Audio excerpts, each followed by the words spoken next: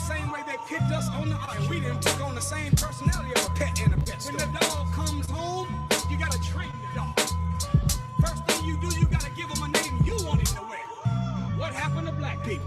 These niggas say they ballin'. Nah, I ain't the one to lie. Struggling, playing tug of war, trying to get my piece of pie. Friends are left from by my side. Families and my distant friends. Struggling got me wanting to engage in all types of sin. It's a war going on right now, and I mean deep within. Probably be in jail if it wasn't for this here pen. Unified as one, that's what I like to see. But how can that be when these devils all scared of me? Physically and mentally, your mind's a terrible thing to waste. But if that is so, why is it possible to get erased? For knowing my rights, exercise them accordingly. The world's not scheduled for us as a minority. Let's talk about it. They say a man ain't supposed to cry, but if he can't be yourself, then inside he already died. Sucked his tail, lost his pride. Guess that's what they want though. They looked at us as lab rats right from the jump though. You gotta break them in, so you gotta chain them up in the beginning.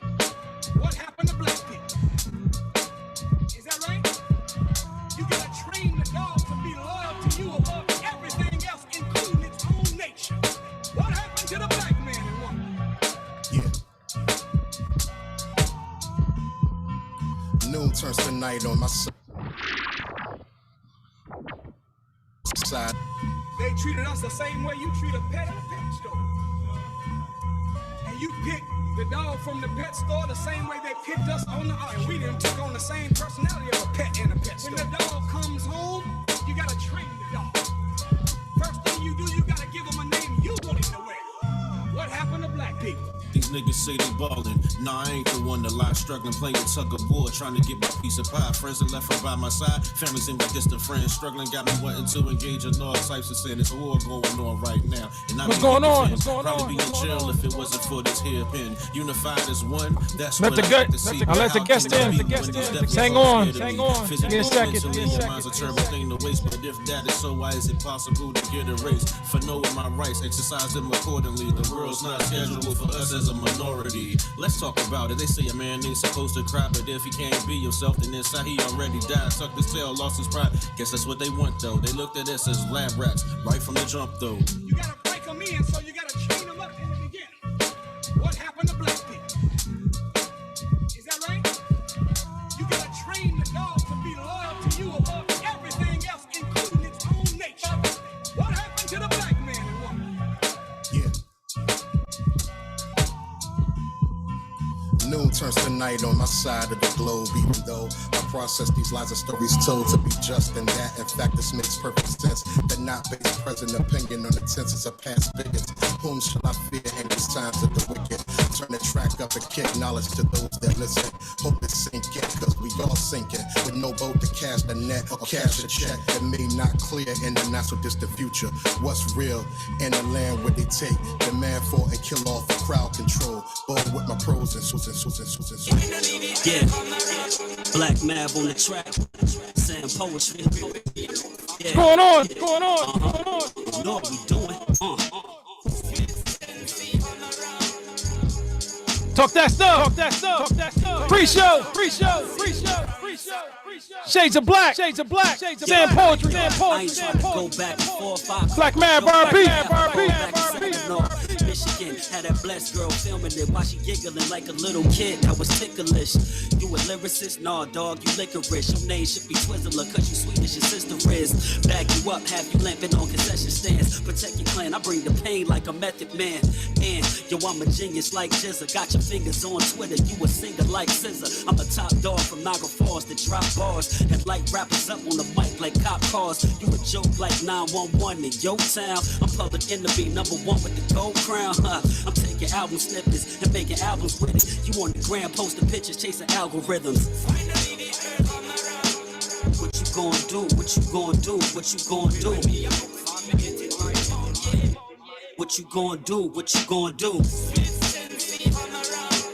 What you gonna do? What you gonna do? What you gonna do? Yeah, what you gonna do? Check it out. Yeah, 1, 2, yo, I be on that rah-rah, you be on that blah-blah. Thinking you the man, you more lady than Gaga. Bustin' like a drive-by, you wondering who shot ya. I'm notorious like Big Papa without the caca. Blocka, fall back, this is raw rap. Knock your ball cap off and walk over it like a doormat. Honey, I'm home, nothing is wrong. I just had to murder a dummy on one of my songs. I'm a rapping assassin with a passion for snatching. Days when rappers is flashing, having stashed in my matches. Many dreams and God gave him the means, but it seems he just standing in place. Gotta run the race, if it's goals you gon' chase. All you see is death, if all you got is gotta do the work if you wanna get it clapping. No snooze button, don't make excuses happen. Go ahead, pimpin'. Be the master of your fate and the captain of your soul. For your heart turn cold and your body grow old. In the grave you gon' roll over a couple of times, cause you couldn't fix your mind to do what you had to. Success is like rent and it's past due. You better move before your best days is past you. I ask you, what you think is holding you back? Is it your mind or your heart that got you falling off track?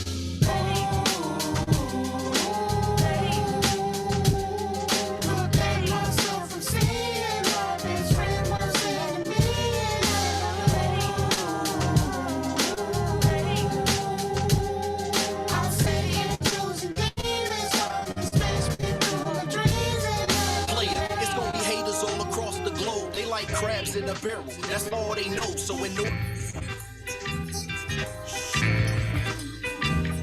What's going on? What's going on? What's going on? What's going on? Huh? Yo, yeah, the preservation, Swift, Rob Red, K7. Ipso facto, this flow. JB Swift, MCs, wacko, jacko, suicidal cat. Swipe a no swipe and gold chains and pieces, no questions, just commas and hyphens. Swimming in cash, my neck 80 grand. I'm screaming, pride broken, my eyes open to damn. Cancer catching this quote, stove, my flow seller. Robbing these fake thugs like notes to the teller. Roll swinging, we can be men. Play the bully in the beginning, get knocked out at the end. Terror on the block, Debo, who get punked to some kilo. The earth, give me my free throws, nothing but net. I run they ass, making them sweat. I flow swiftly, poking on them. I'm Black Bixby, travel at ludicrous speed through the universe. When I cook, kids eat first. I proceed to feed the rest of ya. Red well above the best, hitting where they aim at. I'm willing on your fortune, but not say jack. A snack, just a portion. Extortion, one of the 3 horsemen. Yo, fall back, you ain't nothing but a rapper. Scratch that, you ain't a rapper, you an actor. Matter of fact, you are not even a factor. You fuck around and get caught up in a rapture. Fall back, you ain't nothing but a rapper. Scratch that, you ain't a rapper, you an actor. Matter of fact, you are not even a factor. You fuck around and get caught up in a rapture. Ipso facto, this flow, that flow. Spazzing on these mics, sight right and exacto. No shortage, kid, have the exacto. Crazy. Woo! No bluff, cats saying the same stuff. The fake thug type, you play tough, you ain't puff. I'm uptown like McGruff, got 10 blunts left, but 8 is enough. Snatch you up by the scruff of your neck. This that hardcore rap, what the fuck you expect? Suckers hit the deck like a duck in the tech. I'm in the back, posted up with a bucket of bets. Sex, money, and drugs, get your punk ass style swept under the rug. Hold up, I'm about to roll up a nug, then assassinate your soul like a DJ mug. Yo, back, you ain't nothing. You got it right? Yeah. Scratch that, you ain't a rapper, you an actor. Matter of fact, you are not even a factor. You fuck around and get caught up in a rapture. Fall back, you ain't nothing but a rapper. Scratch that, you ain't a rapper, you an actor. Matter of fact, you are not even a factor. You fuck around and get caught. I'll be laying, watching ESPN with ya. Cook up anything that you want to eat for ya. I'm every woman, it's all I need. Davenport. Let's go.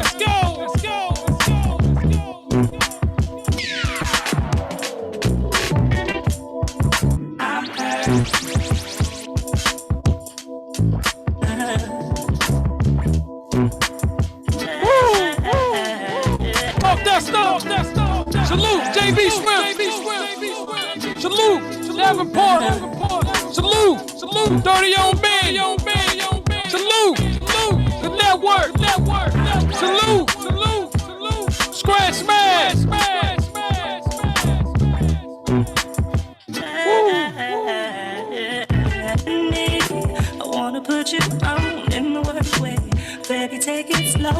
Hush, my baby, you're about to fall in love.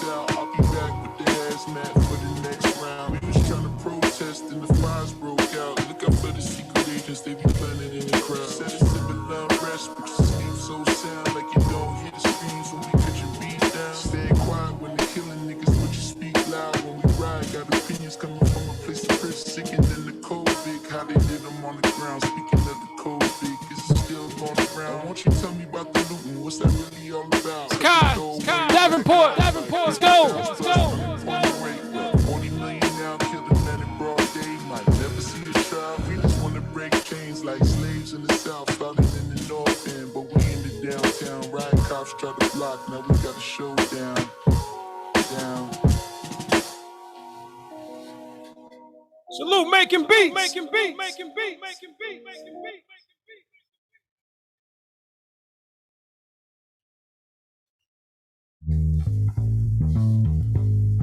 Salute, Northeast Beast, Rowdy, Mental to God. Bum stickity bum, hey, yo, always wanted to do that. That grimy flow, method man with a do-rag. When you hear that, damn, I can't do that. How would be your buster for stealing rhymes? I'm cool, black. Hey, put me in the pocket. I'm from DC with a band, I'm a rocket. Crank session, beat your feet, nigga, pop, lock it. Talent here, haters there, if so, then stop it. Whole style flat out, like the summertime when you bring the Air Max out. 95 to be exact, that boy still cold. You didn't catch that, this hit not a common cold. Bum, hey, yo, always wanted to do that. This that grimy flow, method man with a do-rag. When you hear that, damn, I can't do that. How would be your buster for stealing rhymes? I'm cool, black. Hey, put me in the pocket. I'm from DC with a band. Bum, hey, yo, always wanted to do that. This that grimy flow, method man with a do-rag. Bum, hey, yo, always to do that. This that grimy flow, method man with a do-rag. When you hear that, damn, I can't do that. How would be your buster for stealing rhymes? I'm cool, black.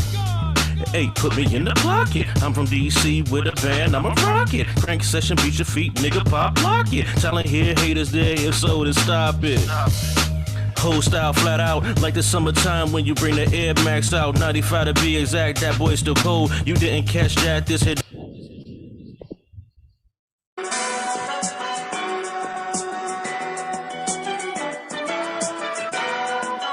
Dusty clouds. Let's go.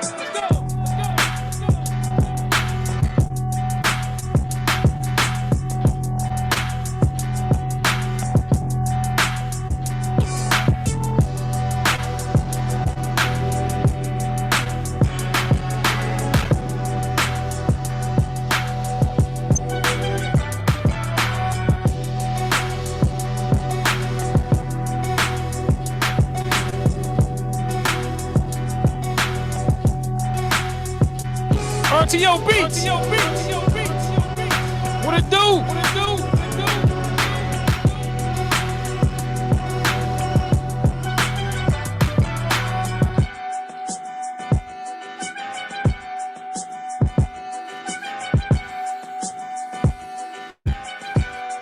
Rio Beats, what it do? Talk that stuff coming up. 7 p.m. This here's a pre-show. Salute to everybody out there. Sunday night. Let's go.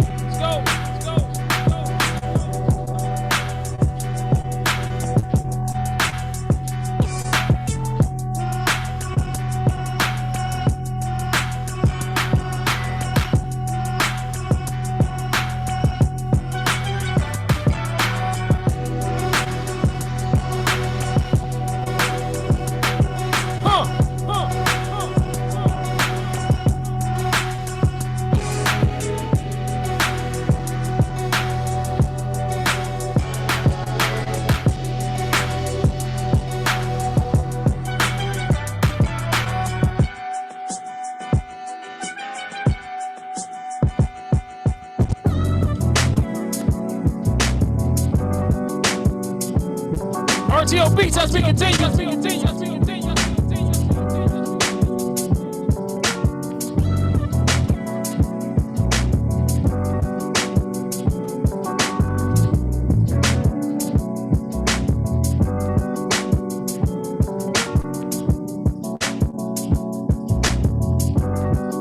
Once again, adswide@gmail.com. You want to hear your music played pre-show. JB Swift, RTO Beats, Rio Beats, making beats. Salute. Let's get it. Let's get it. Let's get it. Let's get it.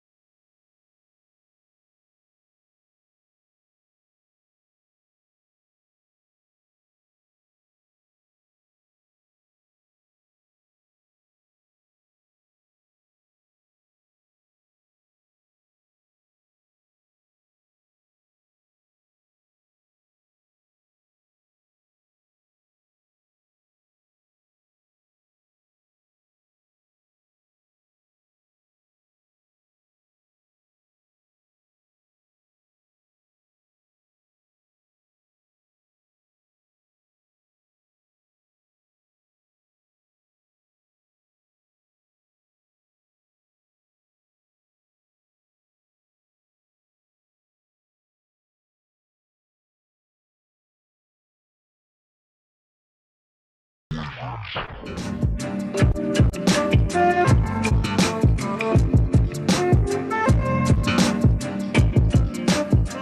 Beats, RTO Beats, RTO Beats, RTO Beats, RTO Beats.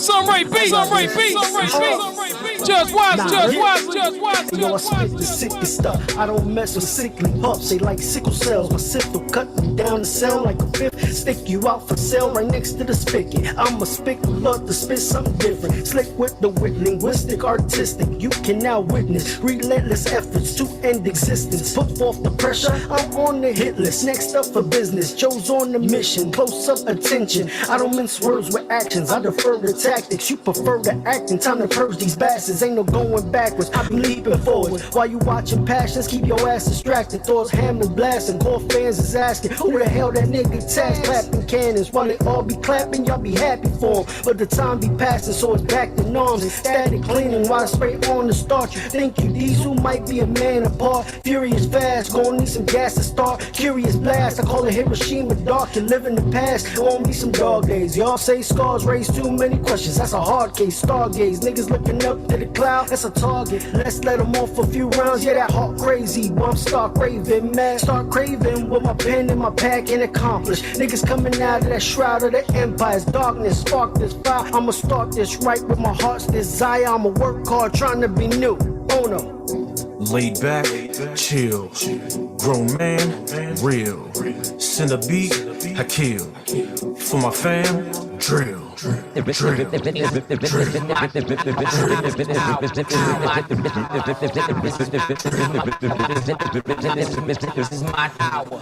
don't wanna hear your tough talk. If you can't walk the streets without a gun, dog, prove with the who that I'm not soft. Right-handed jaw, nigga, problem solved. In and out the booth, I'm a beast. Should've never let me off the leash. Birthplace DC, you a little confused, I see. Cause you thinking about the politics of weed. But don't you ever sleep. A lot of go-getters and gorillas, trap stars, backpackers and spitters. But me and my niggas come with the whole package. Well above average, business-minded, but still.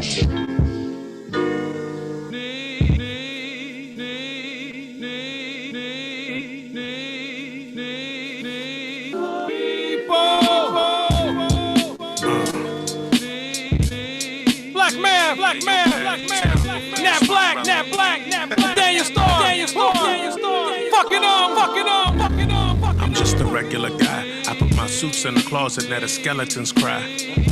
Don't ever ask the melanin why, cause I don't answer bird niggas. Fly, pelican, fly. Keep the smoke like I'm holding cigars. BMX, I got them flipping over these bars. The whole crowd oohs and ahs, not knowing how bad you hurt it, that you smile through the scars. Black math, laced it, I'm one with the vibe. I'm on a quest for love and I come with a tribe. Coming to drive, and I'm thumbing a ride. On my way to Motor City, yep, I'm coming inside. Bring back classics, bring back Thriller. I miss Aretha, long live Dilla. Why these albums got all these fillers?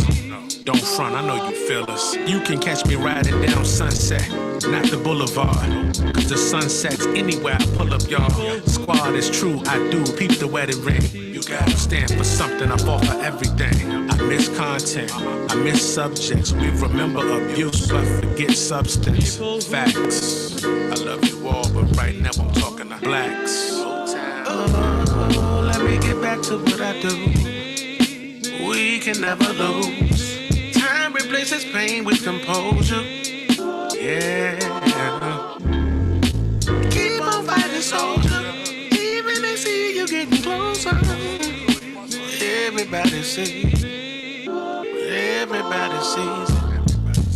Everybody needs. Everybody needs it. You got something everybody needs. People need things. Get in that ass quick fast like Ramadan. It's that rap phenomenon. Don Dada. Fuck top.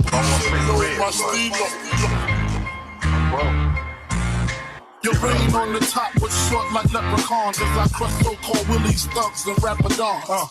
Get in that ass quick fast like Ramadan. It's that rap phenomenon. Don Dada. Fuck Papa.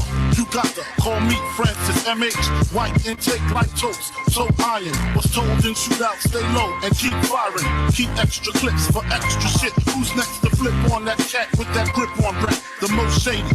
Sticky baby. Ain't no telling where I may be. May see me in DC at Howard Homecoming with my man Capone drumming fucking something. You should know my stilo. Went from 10 G's for flow to 30 G's a show to against an institution. Big stacks, big stacks, big night time, night time, night time. One goal in mind to keep us on our knees. If we can only begin to start understanding one another, we'd see that in order to overcome. Podcast started at 7. Let's go. What up, Black America? This is Eric. Our legacy and symbol is A.U. Go Carrot. A product of God, so I hope that you inherit a lesson in blessing to optimize the minds of adolescents to cherish. My intention is to stabilize and bring organic, vital black businesses. Gravitate to all my sentences and build the essence of soul to take a grapple and hold to move appendages. Where's all my witnesses? They wanna stitch on the knife, but maybe as a dope lyricist. I digress back to the benefits of building limitless. Black men and women combined as fundamentalists. I'm on some different-ish. I want your prison reform so my brothers can get their vision quick. And you know we gotta build the bricks. Open your eyes, cover the clear. Nostalgia is the mood that I bring when you listen to this. I'm beating down from the haters on the rise.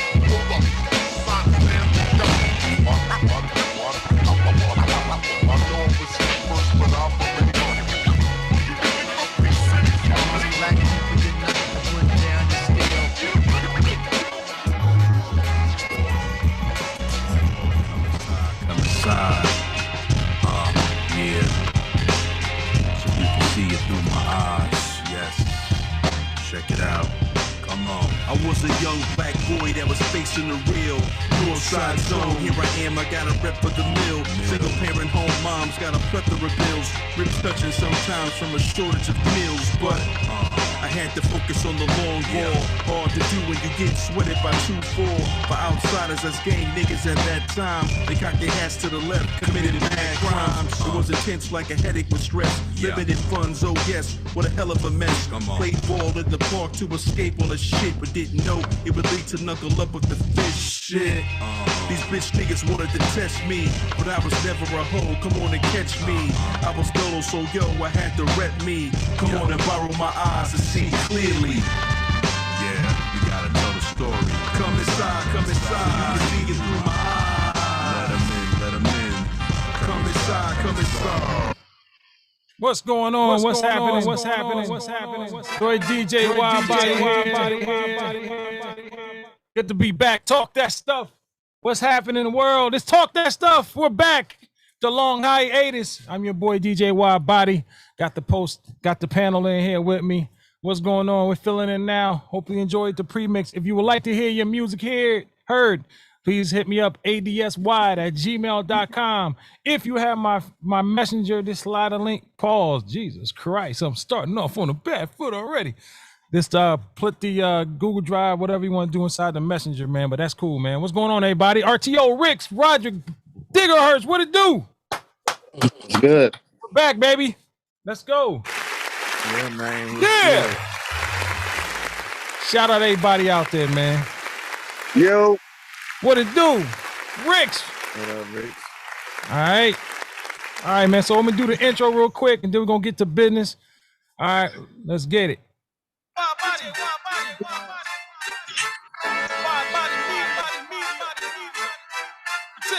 Since Talk That Stuff. We're back.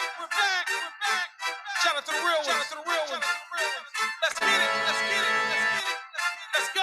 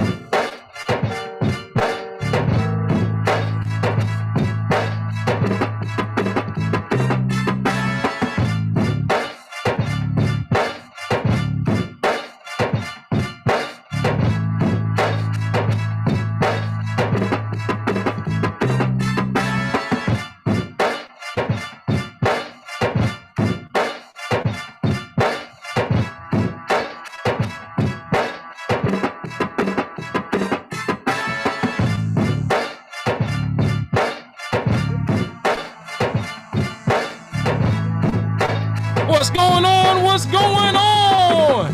Woo! Talk That Stuff.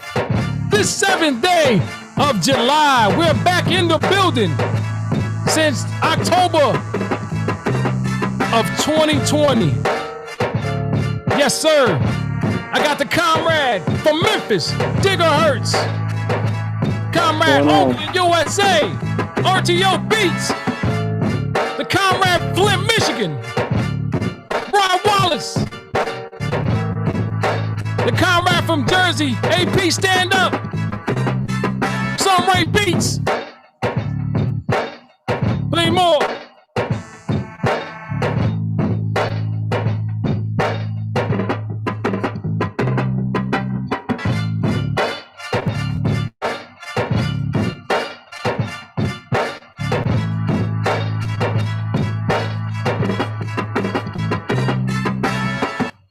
What's going on? What's happening, man? Good to see y'all, brothers, man. What's the word? Yeah, man. What's good? See y'all, man. Talk That Stuff, man. Long going Talk That Stuff. We started this up April Fool's Day 2016. Took a little small hiatus, went on to do some other stuff. You know what I'm saying? But yeah, we back here, man, at the Mecca, man. Talk That Stuff. Sunday nights. We're a little earlier than we used to be. A couple changes in life. Unable not to go at 9 o'clock. But anyways, man, we're back here, man. Good to see everybody. Man, where do I start at, man? How's everybody been? Goddamn fantastic. Great. Excellent. Life changes and shit for the good. So, That's yeah. good, man. Good to see everybody, man. Hell yeah, man. A lot of stuff has changed since last time we talked as far as here. Yeah, Shout out to the chat out there. JB Swift, RTO Beats, Making Beats, Rio Beats, Brother More D. What's going on? Huh? Okay. I was saying Demetrius Graham. That's yeah. So yeah. Real quick, man, if you want to submit your music, man, I'll play it real quick on the pre-show at 6:30. Appreciate the ones who submitted: Davenport, JB Swift, RTO Beats, and Northeast Beats. We'll continue to build on that. If I didn't play your music this week, I'll go ahead and play it next week, man. But yeah, it was really about just the culture, man. The variety hour. We're here to just talk about some shit, you know, cover a lot of things. And that's it. Play a little trivia, you know, do a little brackets, know what we used to do. And that's it, man. So cool, man. So what's been going on? Anybody check out Top Gun? No, not yet. What's up? No. What's up with the boys, man? What's happening? Give me the I keep hearing about the boys. What's going on with that? Is that on what network is that on? How could I watch that? Amazon Prime. It's on Prime. Oh, The Amazon. Boys is like Amazon? Okay. R-rated. It's like R-rated Avengers, bro. Like Hey, no, it's not R-rated. It's X-rated. it's X. X-rated? It's like Really? Yes. Yes. Yes. Yeah, I mean, it should be. Avengers. Right. Yeah. Like, Wow. very realistic, in my opinion. Very realistic, very crazy, very entertaining. Wow. Mm, Are y'all still watching ATL, or is that took too long for it to? man. ATL. ATL's done. ATL. Not ATL. Atlanta. Atlanta. I'm sorry. Oh yeah. I'm like, I was to say, man, I know there's never a TV show. Atlanta was crazy. Yeah, the season is over. Yeah. All right. Yeah, I was done with it when they didn't come back. I was done with it. Abandoning ship ass, man. God damn. Hey man, hey, listen, man. Hey, you can't hold my attention this hostage and shit.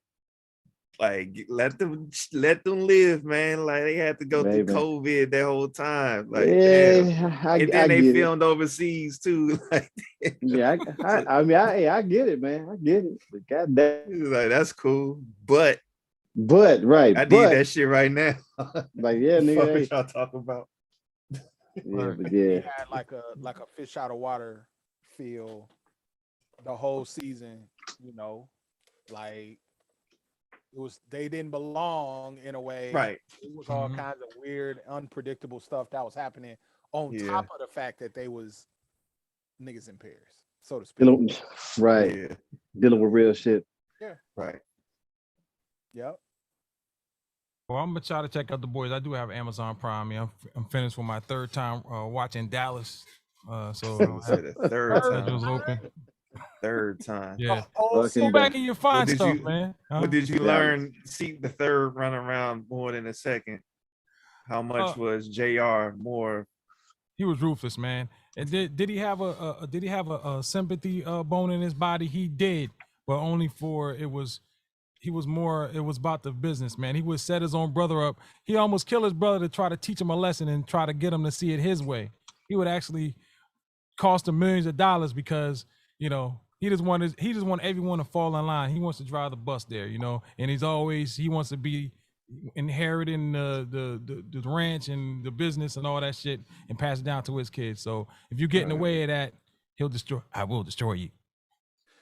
So You know what, man? I think Dallas came out in like what, 81, 82? Yeah, yep. Something like that. Yeah. And so I was real young when it first came on, and I knew who J.R. Ewing was when I was young. And I think it taught me early on that, like, to be successful in business, you got to be kind of ruthless. Yes.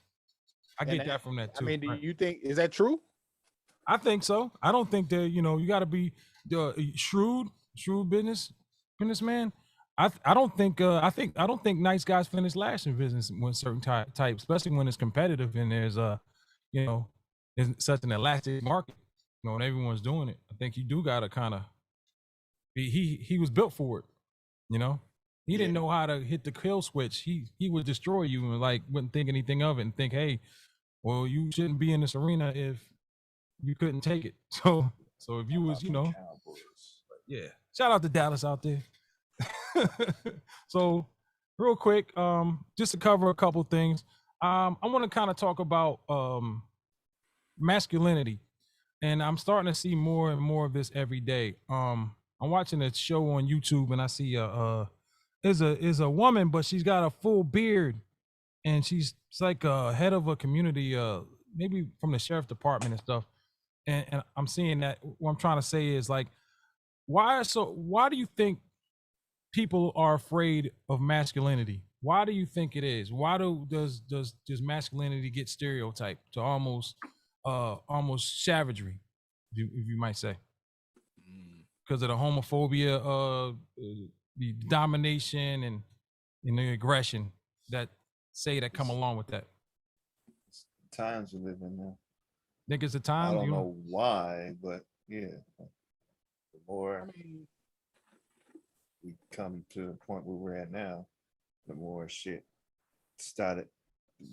The term toxic masculinity started coming. So right. The reason why I have no idea. I just think that we live in a time where individuality And I don't know. I don't know whether it's because, like, is it a natural progression? Is it a natural progression or is it individuality? I don't think the problem is masculinity. I think the problem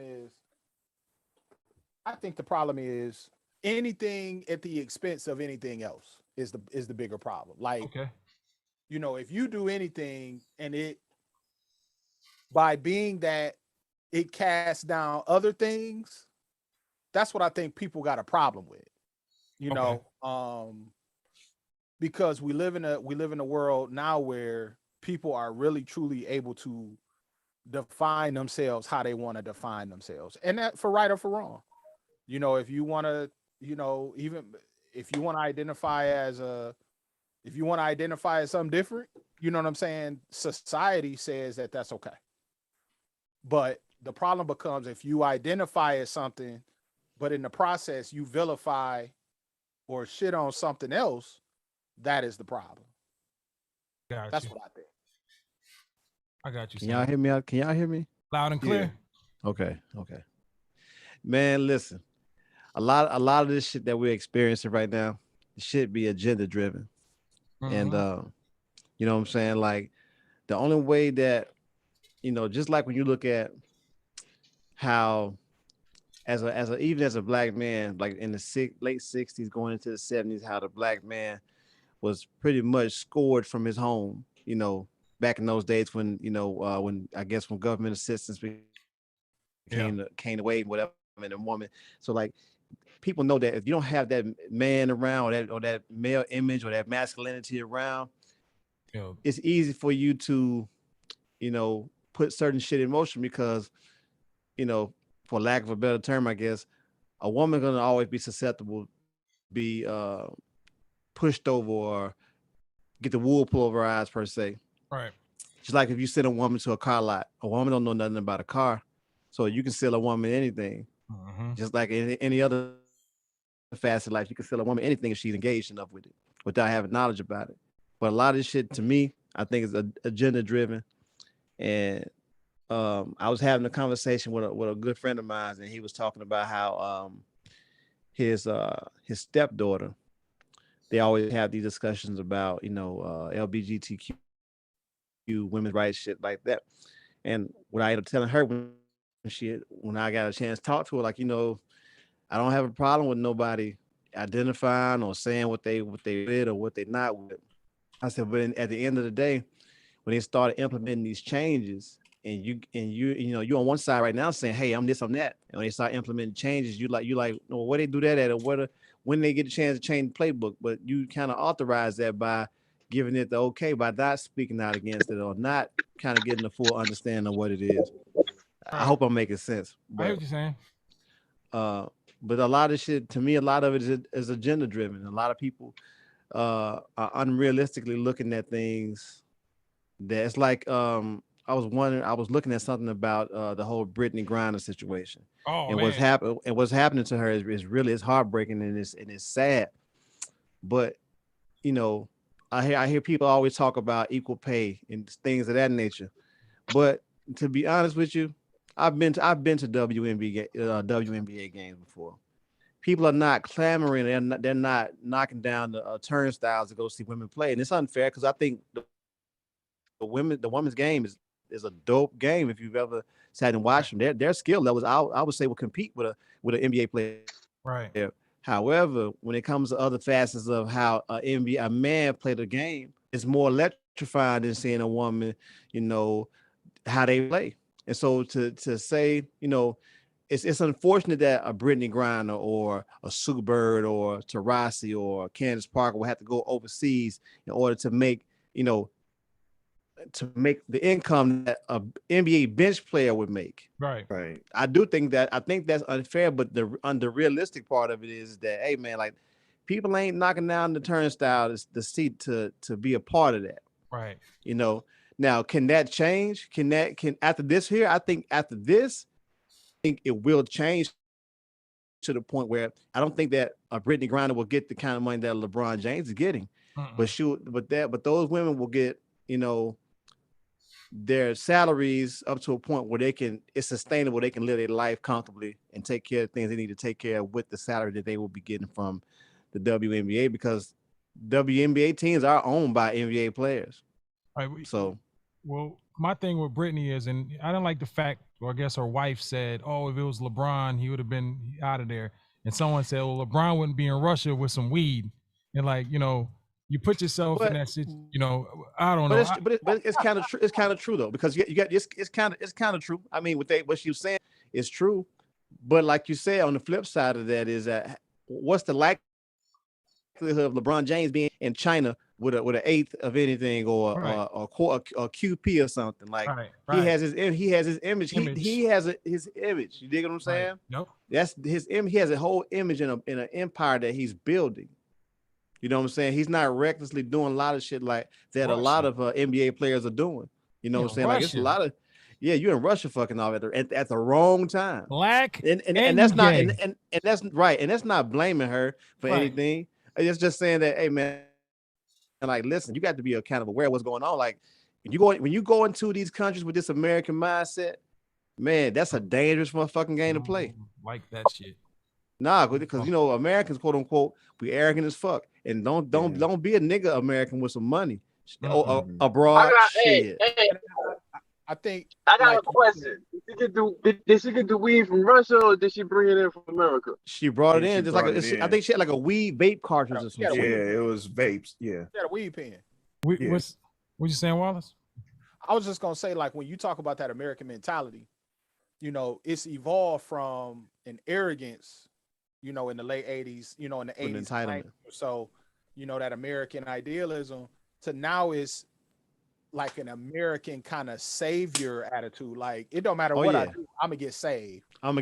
Right. Something is going to come and save me. And I think we had that attitude in the country and outside the country. Especially outside the country. Brother Mordeeb in the chat says the streams have been crossed in society. Also said we have lost our view of what's. I didn't read the last one. I think he cut himself off. All right. If you want to redo your comment, man, please do so. I agree with that, man. When we step out of here, we get a false reality. I mean, when you're in here, when you go out of this country, it's totally different, man. We know that just from talking to the comrade, See Me Hustle. When he experienced. But back to what we were talking about earlier in terms of, like, why it's toxic masculinity and all these things. For some reason, like more than ever now, being a heterosexual man is almost like it's a threat. And like in a few years, you're gonna start to see where the roles are gonna strictly be reversed, to where it's gonna be more women empowerment, and men gonna start taking more of a back seat, because society-wise, that's how things are being kind of like engineered, basically. Yeah. You see it all the time. Like you see where, you got men looking more feminine now than and women are looking more masculine. Dig what I'm saying? Like, whether it's consciously or subconsciously, it's like that's what it is. Right. Yeah. I thought about this. And you have a lot of women that try to do men things, like female to play on a football team when there's no females, or to wrestle, or to fill the shoes of a man in certain aspects. But you don't see a man, well, I can't really say that, but I think it has to do with a lot of the power that a man is supposed to possess, as far as being the head of the household, being covering your family and shit. And I think that power, it's just like at a job when you're trying to compete for a top job at your job, and you got a woman and a man in the same race and stuff, and that woman's trying to get there because she wants that power. She don't even care about the money half the time. It's just about that power and having control of shit. You know what I'm saying? Right. So I think a lot of you see that a lot in corporate America, especially when I've been on jobs where I've had men that were supervisors, man, who talk that stuff. Pun intended. Talk that stuff at the job, at the crib. They don't even run their own households. Right. So that's another story. But you see how women who are in those same positions, how they it's like you said, it's not about the money for them. A lot of it is just having the power to tell a man what to do. It's not about the job per se. It's about, hey, listen, I'm your age. You make it check because I make it possible. You dig what I'm saying? So it's not. It's more. It's one of those crazy things that I've witnessed through my time of being employed and shit in certain different sectors. But it's always gonna be the same. Right.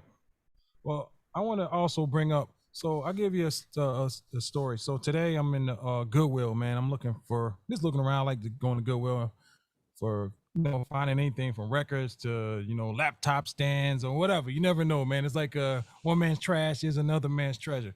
So I got this one piece, man. Take me 5 seconds. I got my card out. I'm ready to swipe. All you got to do is just ring it up. Boom, I'm out of there. So this lady, she has a shopping cart, man, and she's got all these clothes, and I mean, it's packed, man. The stuff falling out. She had to stop, pick it up. Anyways, way, I see her, and she sees the empty counter, man. She like, and not in the open, but she was trying to get there before I would. Whereas I got one piece. Now I've been in a line where I had a lot of groceries, and I seen somebody behind me with like a water or something like that. Hey, man, go right ahead. This gonna take a couple seconds because I'm gonna be here for a while. Or you got the people at the Handyway store purchasing lottery tickets. I mean, they got their little lottery book, come in and spend $200 on scratch-offs every day. Them people, that's going to clog the line up a while. And instead of the lady saying, hey, go right ahead. Even after she looked at me with my article and that lady was there for 20 minutes, man.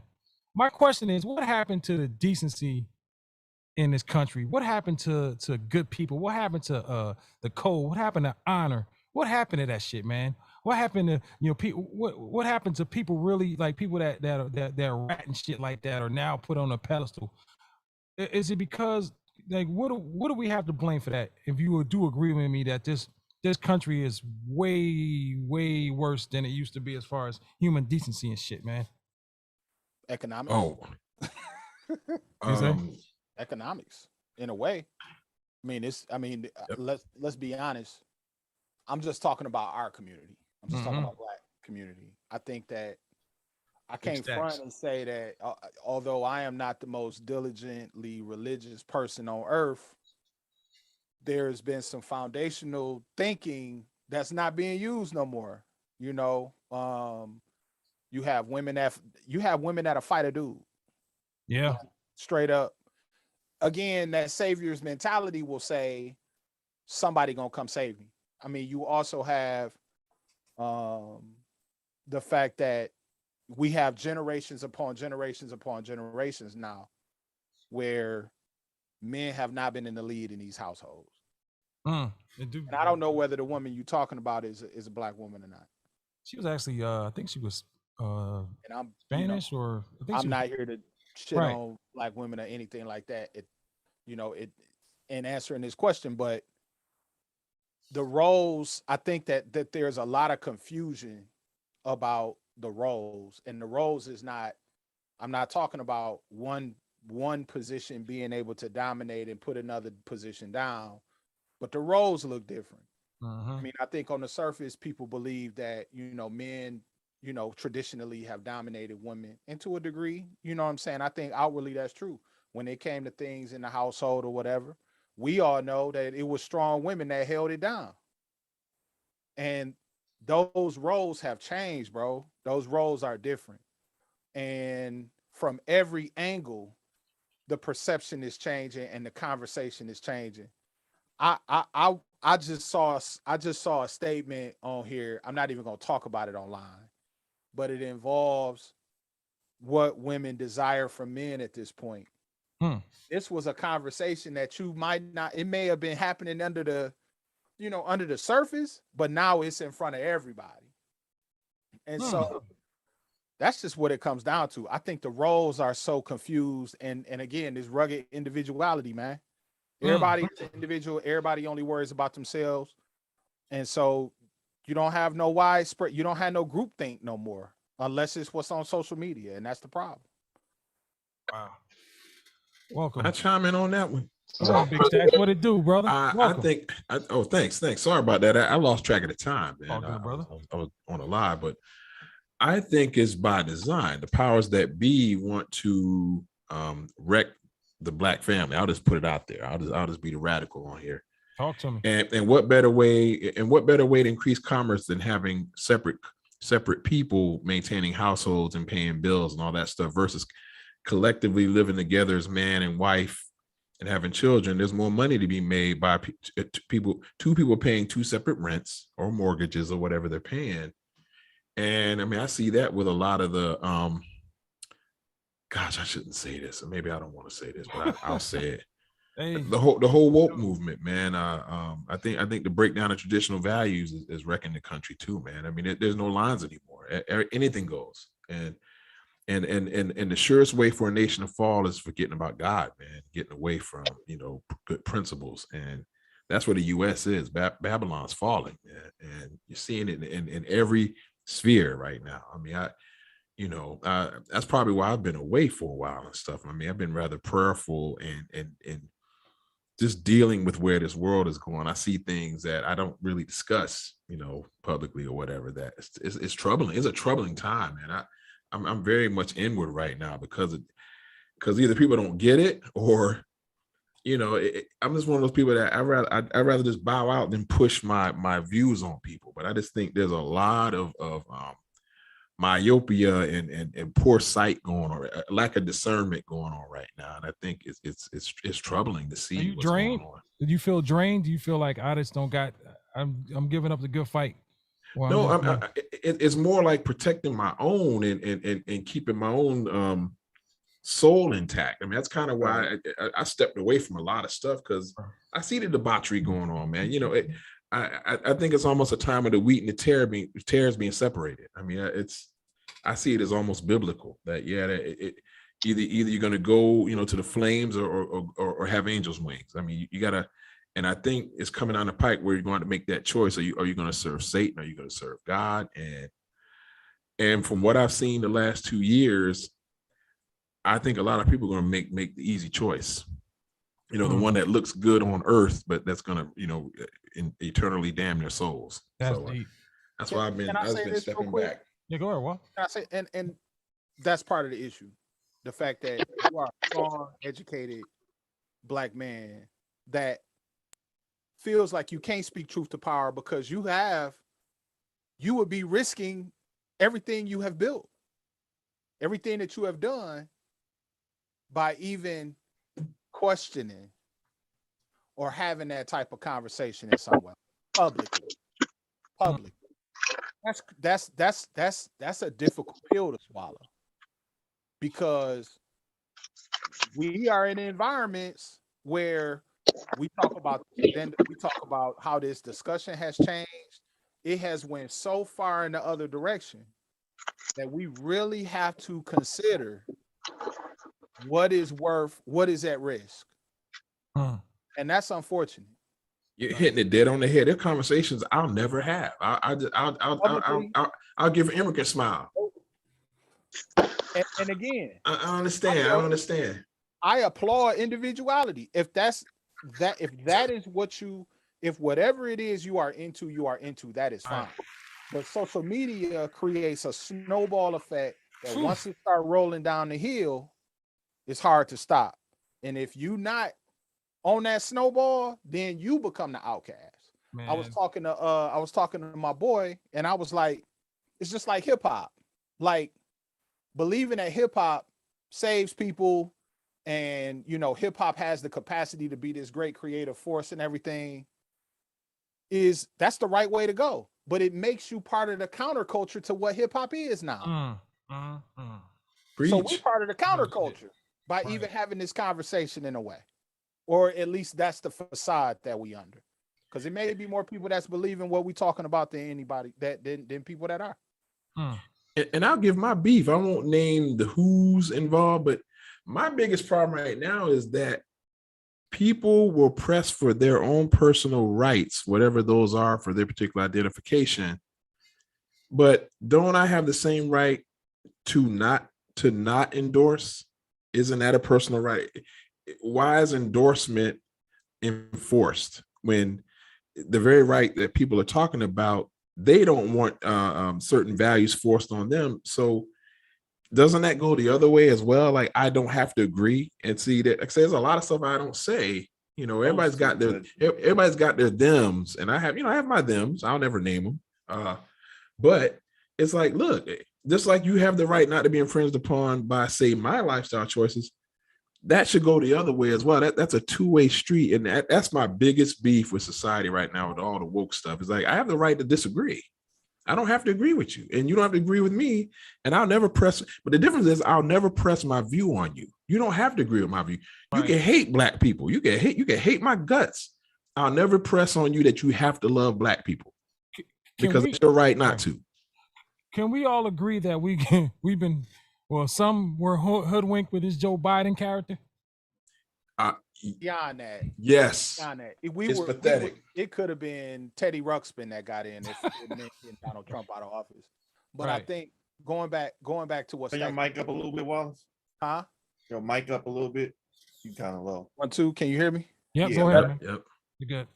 I'm just gonna say this, and I'm gonna leave that alone. What Stacks was talking about, but we've lost our teeth as a demographic, as men who want to, I want to say, control their environment. Like, it is up to us in a very real and traditional sense to control our environment and to at least impact our environment. But we scared to talk to young men because young men got pistols, or, young men's mamas a nut up if we talk to them a certain way. We scared, and I'm using the term scared, some of us. Right. We are afraid to confront certain issues in the workplace because we don't want to be looked at as toxic. We are afraid to assist certain individuals because we don't want to look predatory. We don't want to, so we are victims of that same individuality where we just go back and say, y'all do what y'all want to do, but in my house, this is how this works. I think about Diggerhurst all the time, and how Diggerhurst says, this is what exists in my house. Mm-hmm. Right. Amen. I have my judgments about others, but this is how I'm going to facilitate my children, my family, and outwardly, hopefully be able to impact the community that way. So I think I think we've lost our teeth. I think we look back at men in the 60s and 70s, and their conversations was different, and their lack of fear of, I'm gonna fight for what I believe in and fuck everything else. That's what I think that we've lost. It's an assault on manhood. I mean, to say it plain, manhood is under assault. I missed that. I was raised in that tradition. My dad was a man. I mean, didn't take no shit, and he had high standards, and you had to buck up and endure and overcome things. You didn't get to bitch and whine and all that punk whiny shit going on today. And people, they're we're raising a generation of weak, soft, puny men, and it's going to be the death of our community. This is what it is. Hey, I'm gonna piggyback off something that both of y'all was talking about. My wife is an educator, and we had these conversations all the time where she lays down her burdens on my riverside, basically. So, and I tell her a lot of times when we're dealing with young men, especially in that pivotal age around 11, 12, going into junior high and all that good stuff, is how a lot of young men, they only deal with stuff based on the type of energy that's around them. It's like, so if all you're getting in your household is feminine energy, and that feminine energy, for whether it's good or bad, if you live in an environment and around feminine energy, and that energy is, it's not catering to the masculine that's within that, in that household. Like a lot of ways how you, it's crazy how you see a lot of violence and a lot of stuff that happens to young ladies at the hands of young men, and how young men deal with women of today. The young women of today is basically because most young men handle stuff like a woman would handle stuff based on the type of energy that's in their household or in their environment. They don't know how to properly deal with a young lady because they're dealing with stuff that everything is based out of emotion. And I always tell people that anybody who listens will say, I would say, man, like, listen, it's, a man should never deal with matters in an emotional way. It's always supposed to be dealt with logic first. Although we all experience emotion, but when it comes to problem solving and doing things of that nature, we're supposed to always deal with stuff on a logical standpoint first. But how many of us are being taught that within our environments, whether it be in our households, whether it be from our quote unquote OGs, quote unquote, is it from a church member or somebody that's in the community that you look up to? How many people are pulling these young dudes aside? Like, hey man, listen, that ain't how you talk to no young woman. That ain't how you treat no young woman. You ain't got to put your hands on a young woman to get her to see what you got to say. Those things. I was blessed enough to have a grandfather, father, uncles, people that I respected that was like, hey, you don't do that. And there's been times I've acted out of character based trying to tap into my emotions instead of my logic. But as you get older, you start to see the error in your ways, and you start to, I got a son, I got nephews that look up to me. So I'm like, hey, you don't handle that way. I was just having a conversation with my nephew just this past weekend. He does on his job, a lady texted him to complain about some work that he did when she implied that's how she wanted it. And he was getting emotional. I said, listen, you ain't got to get it. I said, don't get emotional about it. I said, listen, this is how you properly handle this. You say, hey, you don't respond to her text message. What you do is you relay that message to your boss. Let your boss handle that. Then when he asks you for the information, then you give it to him. But you don't go back and forth with her on a text message. That's not how you do things. But how many people take the opportunity to do that? How many people say, hey, you're doing that wrong? My son, I talk to him all the time, and he be want to do so. Like, hey, man, listen, get off your ass. Stop fucking complaining and whining. You doing the shit I had to do to make sure to make plates for y'all? I don't want to hear that shit. But again, when you're around that energy where it's nothing but femininity and hollering and, and I'm not saying that everybody who grows up with a single mother in a household acts like this. What I am saying is that there's a way that you learn how to deal with stuff based on your surroundings and how other people deal with stuff. And it'll rub off on you to the point where you think that's right because they work for this person or work for that person, but it's not always the way you're supposed to go about your business, especially as a young man growing up in this environment. Because my man used to tell me all the time, man, emotions get you killed. And that's the truest fucking statement I could have ever heard, so yeah, that's real shit. Emotions will get you killed, and I mean, there's sometimes you get out of character and you got to take 10, and then or you get that email at work or something you want to shoot right back, and once you send it, that's it.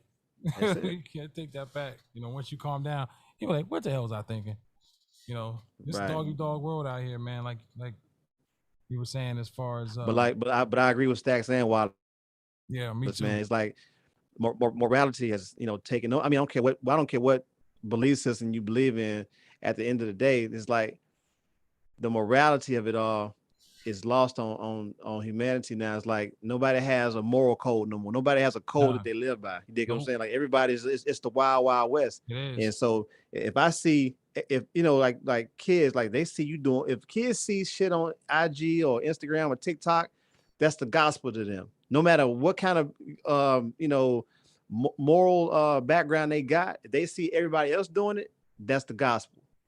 And so you have to be that wedge in between the real and what ain't real. I tell my daughters this probably every other day, like that shit ain't real. I said, because those servers can go down tomorrow. You still got to know how to live a life according to what you've been taught and how you've been reared in our household.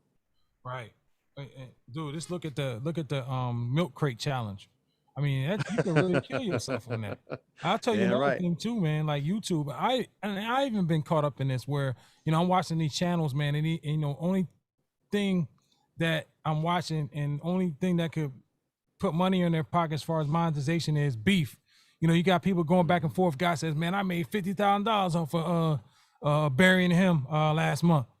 And you know what? They're all over the place, and they got thousands of views and super chats and all that shit, man. I'm not saying that there's a thin line between that shit, man. I like a little excitement, I like a little fun, but they love that shit when we do that amongst each other, and that's what these kids are seeing. This is as well as I'm seeing. I'm old enough. People are a lot more thin skinned these days than like. Oh my god! When you think about it, man, like our children are not as tough as we were they're not as tough as we were, and they're not as intelligent in certain things. They're not emotionally intelligent as we were growing up in the time frame that we grew up in. It's like we had a lot of adversity and shit growing up, you know, depending on where you come from.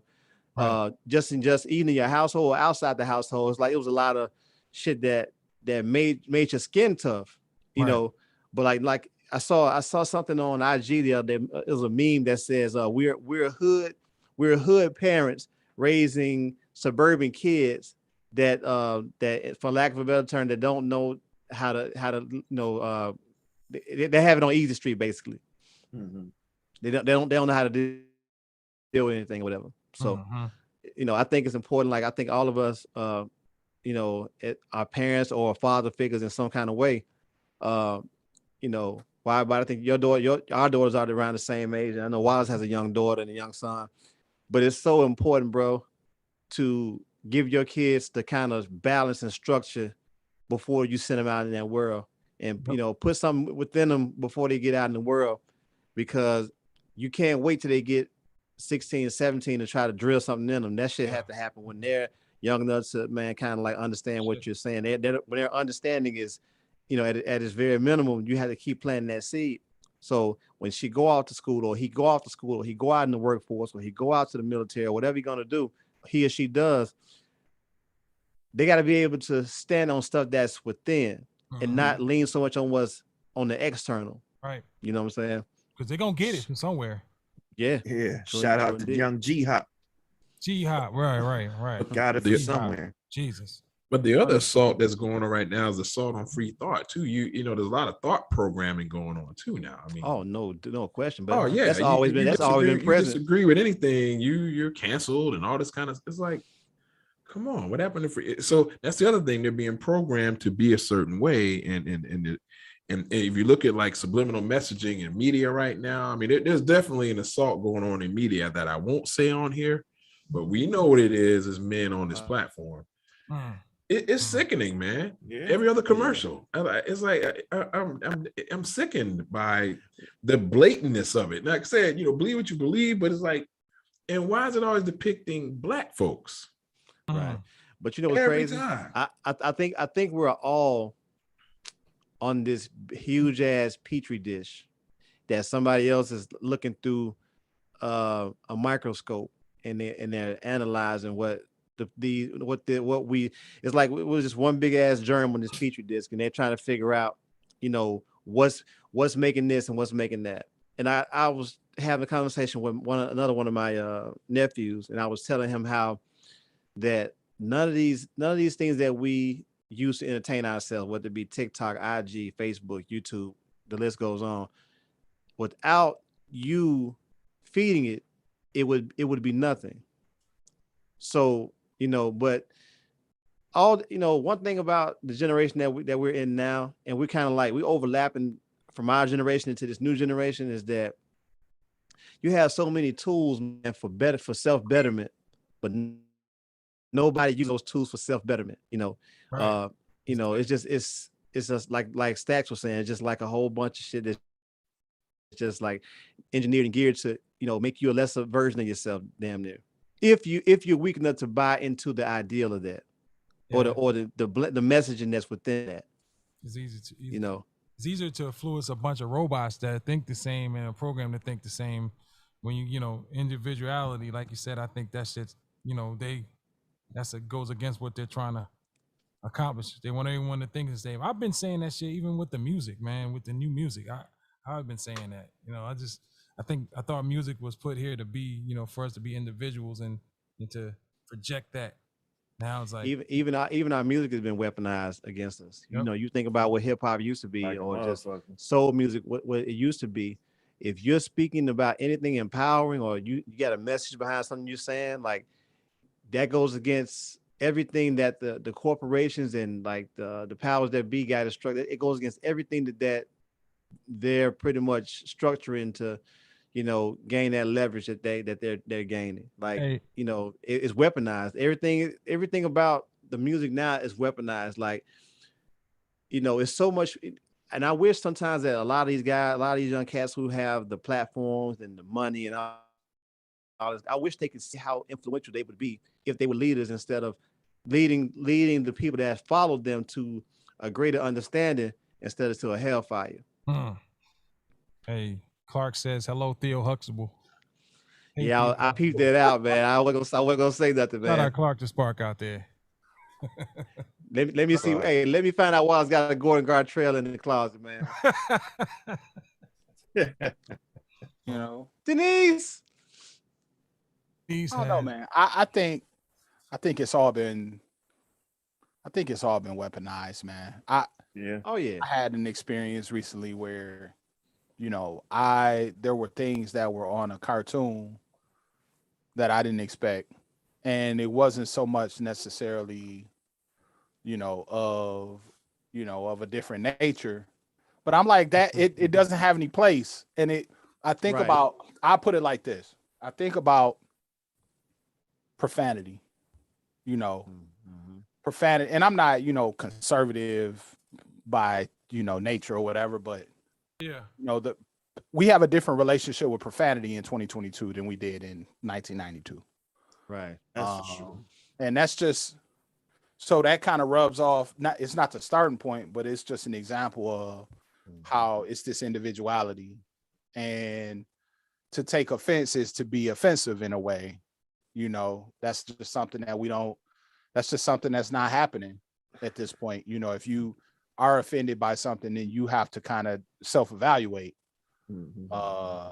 because it's kind of anything goes. It's like the Wild West. So I think you'd be surprised in talking to kids, you'd be surprised at how much they understand what is right and what's wrong. But I think that one of the byproducts of the crack epidemic and drugs in general, even from 30 and 40 years ago, was the fact that it left a lot more kids alone at the wheel.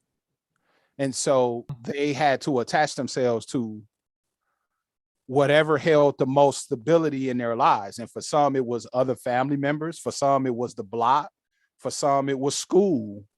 And now, on top of, substance abuse and things of that nature, and, you have single parents that maybe getting wrapped up in a relationship. Just imagine a single parent getting wrapped up in a relationship and they got a child, and that child and the attention that child would gain kind of goes by the wayside to a degree, because now this person, this single parent or whatnot, is trying to maintain this relationship. It's kind of the same thing in a way, but now it's about social media.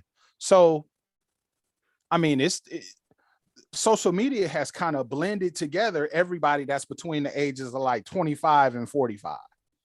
Like everybody, it's that latchkey effect, right? It's kind of blobbed together because nobody is really having, in talking to kids, it's rare to find parents or kids who will say, my mother talks to me every day about what I'm doing, about what I'm thinking, about what I believe, about what my goals are, about how I felt about A, B, and C we watch on TV. And it's the little things that help raise kids. And so what is mama doing instead? Mama on Instagram, nigga. Hey, mama got you filming her walk down the street, man. Right. And mama doing kick videos, shaking it. She I'm not twerking. even talking about the extreme cases like that. I'm talking cakes. about, Right. it's not like, I'm not even talking about, mama leaving your child at home to go club. I ain't even talking about that. Social media, nigga. Yeah. It's taking that whole type of conversation away, bro. Right. And that's what's it's crazy.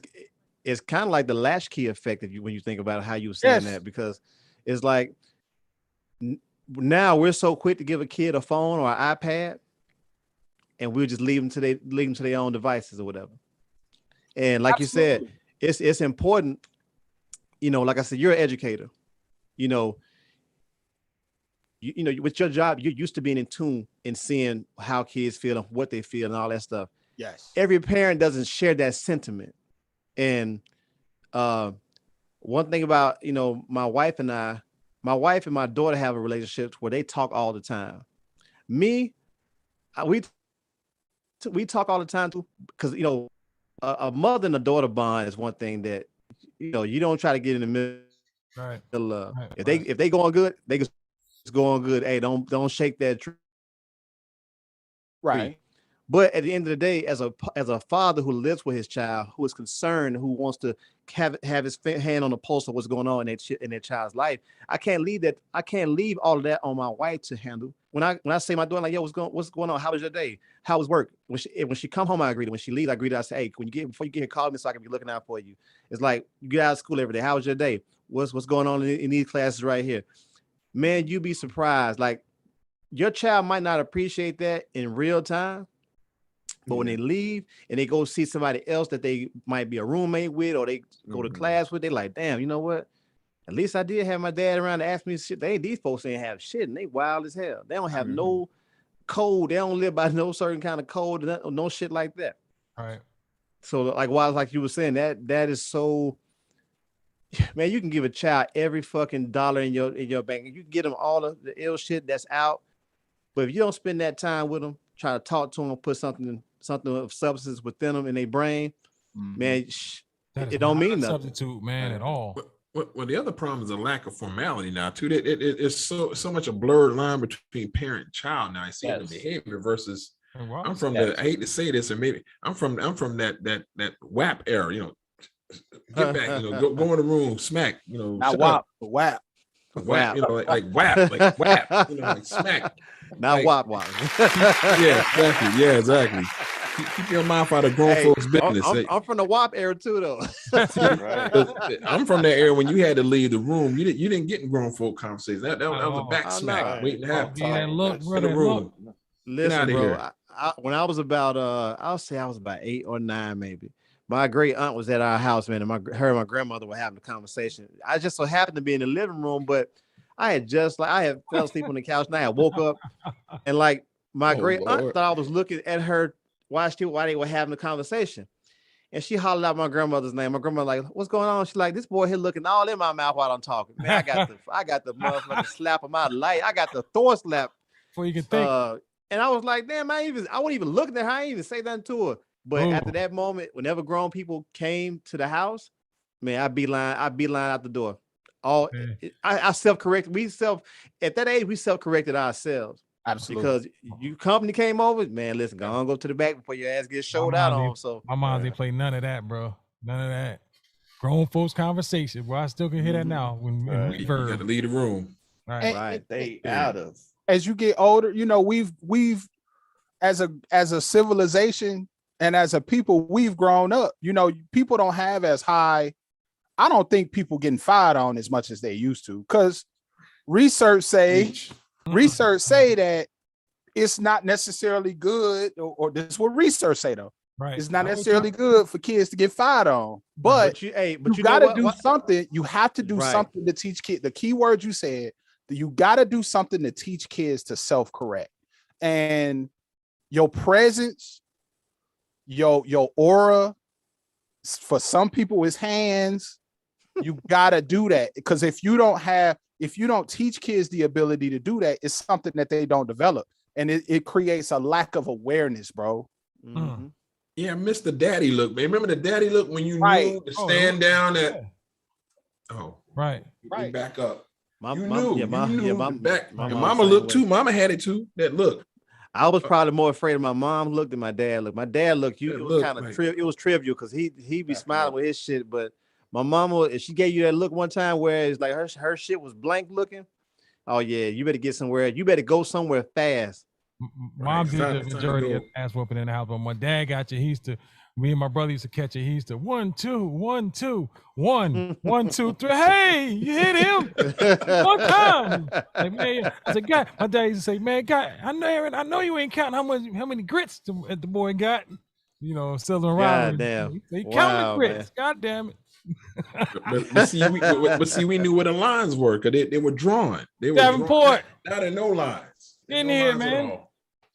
No lines, no out of bounds at all. You can just run, all the way out of the neighborhood and get a touchdown. I guess like saying football, there'd be a line, a tree, or something. Right. But but also to that point though, we don't live in the era of the village anymore either. Yeah, right. The village where 100%. Where you know what I'm saying, like the neighbor next door could beat your ass for doing something stupid. You know what I'm saying, like the village, man. Like now, like I don't know. I don't know if it was, I don't know if it's the age disparity where the parents got younger, and I think that's part of it. Yeah, that's That's a big one. You know, because like I said, living with an educator, you hear all the horror stories. You hear about you know the mothers coming up to the school breaking food, and you know you like they're so young. You like, man, like why are they not aware? Like what? It's crazy. I'll share this story now, and I'll let it go. My wife had a student this year. He was like a real problem child, type of dude. You know, my wife is a type of educator to where she has what they call classroom command. She know how to command her classroom. You ain't gonna run her app out of there, and you ain't gonna do what you want to do up in there. But some kind of way she knew she had her hand on the pulse of this young dude. So she would talk to the mother periodically about his behavior, and the mother was talking, saying, "No, he know how to act. This, and this." And I told him if he don't act right, he's not gonna get this his iPhone 13. And my wife was like, I don't mean no harm, but he really shouldn't be getting no iPhone 13. No way. The way he come to school to cut up every day. So let's say about a day after that, because he had went home on suspension. He came back. He was, all nice and he mannerable. I think he kept it up for about a week. Week after that, he shows up at school with the brand new iPhone 13. And I told my wife when she first told me the conversation, I said, he'll have that phone. She's like, you think so? I said, I know so. I said, I don't even know who this person is. I said, but just judging by what you told me, and just judging by how today's parent deal with their children, they'd rather pacify them than discipline. Right. So I said, let me give him his phone so he won't act up. Right. So I'm like, I said, watch. I said, watch. I said, before this school year is out, he's gonna have that phone. She said, you know what? I doubt it. I said, okay. She came home. She said, man, I'm gonna start listening to you. And I was like, what happened? She said, you remember I was telling you about the young boy at school with the phone? I mean, what the boy was having a problem with? I'm like, yeah. She's like, how about his mama got him that phone? I said, I know she's gonna give him that phone. Right. You know what I'm saying? But it's like, I don't know, man. Like I said, our parents, and our grandparents, they came up in a time where sticking to the rules was paramount. Because if you didn't, your ass got hung up by a tree somewhere. Damn.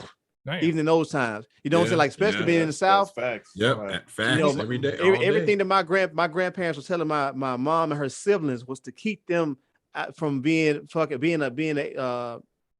fucking statistic. You dig what I'm saying? Like, everything was taught with your safety in mind. But I tell my wife all the time, like, man, listen, 2022 ain't no different than 1966. It's just the sky's different. There ain't no difference. It's more chemtrails. You know what I'm saying? It's right. It's just not. It's so different because only thing about it is that everything is more disguised now. Whereas you can't see a Klan member now because the hood is absent, but the mentality and the mindset is still there. It's still there, yeah. Because you're never gonna see it coming. If I see a motherfucker on a horse with a white hood over his head, I can see that from a mile away. Right. If I'm seeing right. You know what I'm saying? So like, our people were raised to be more aware and be safe and know how to, like Wallace was saying, self-correct. Whereas now, people don't see the threat, so they think it's non-existent. So you got to raise your kids to have the awareness of being cognizant of all these things, that be more afraid or be more mindful of the things that you don't see, as opposed to stuff that's right there in front of your face. Yeah, because people are being disappeared right now. I mean, it happened in Pennsylvania recently. A brother just disappeared. Wink, wink. And what's up with the suicide epidemic going on right now? Everybody's committing suicide, and they also shooting up shit too. Like, wait a minute. Suicide is normalized. Suicide is normalized, and I think it's a lie. Mass shootings are sensationalized. And I told my wife this. I said, if the news would stop, I said, I guarantee you, if the news would stop showing stuff like this on the news, although it's tragic and we should be informed, if they stop showing these things, you don't have as many copycat people trying to carry out the same kind of shit because it's like a sensationalizing this very thing that people like, oh wow, so if they can do that, man, I know I can get away with doing. I got guns, I got this, I got that. Right. But a lot of it is based on your propaganda machines, your politicians, your people that don't want to teach CRT and all this other good shit. It's all it's all lumped into one big thing, man. And like, if you ain't mindful enough to sit back and watch this shit and not be a part of it, you're gonna get swooped up in that whirlpool. Well, it's designed for our demise, and I tell you what what's been ringing true to me for the last 2 years. To be honest with you, again, it explains a lot of my behavior. I'll say it this: the thought coming from among them has been in my mind a lot. That scripture just keeps coming to my head. Coming from among them, don't be around them.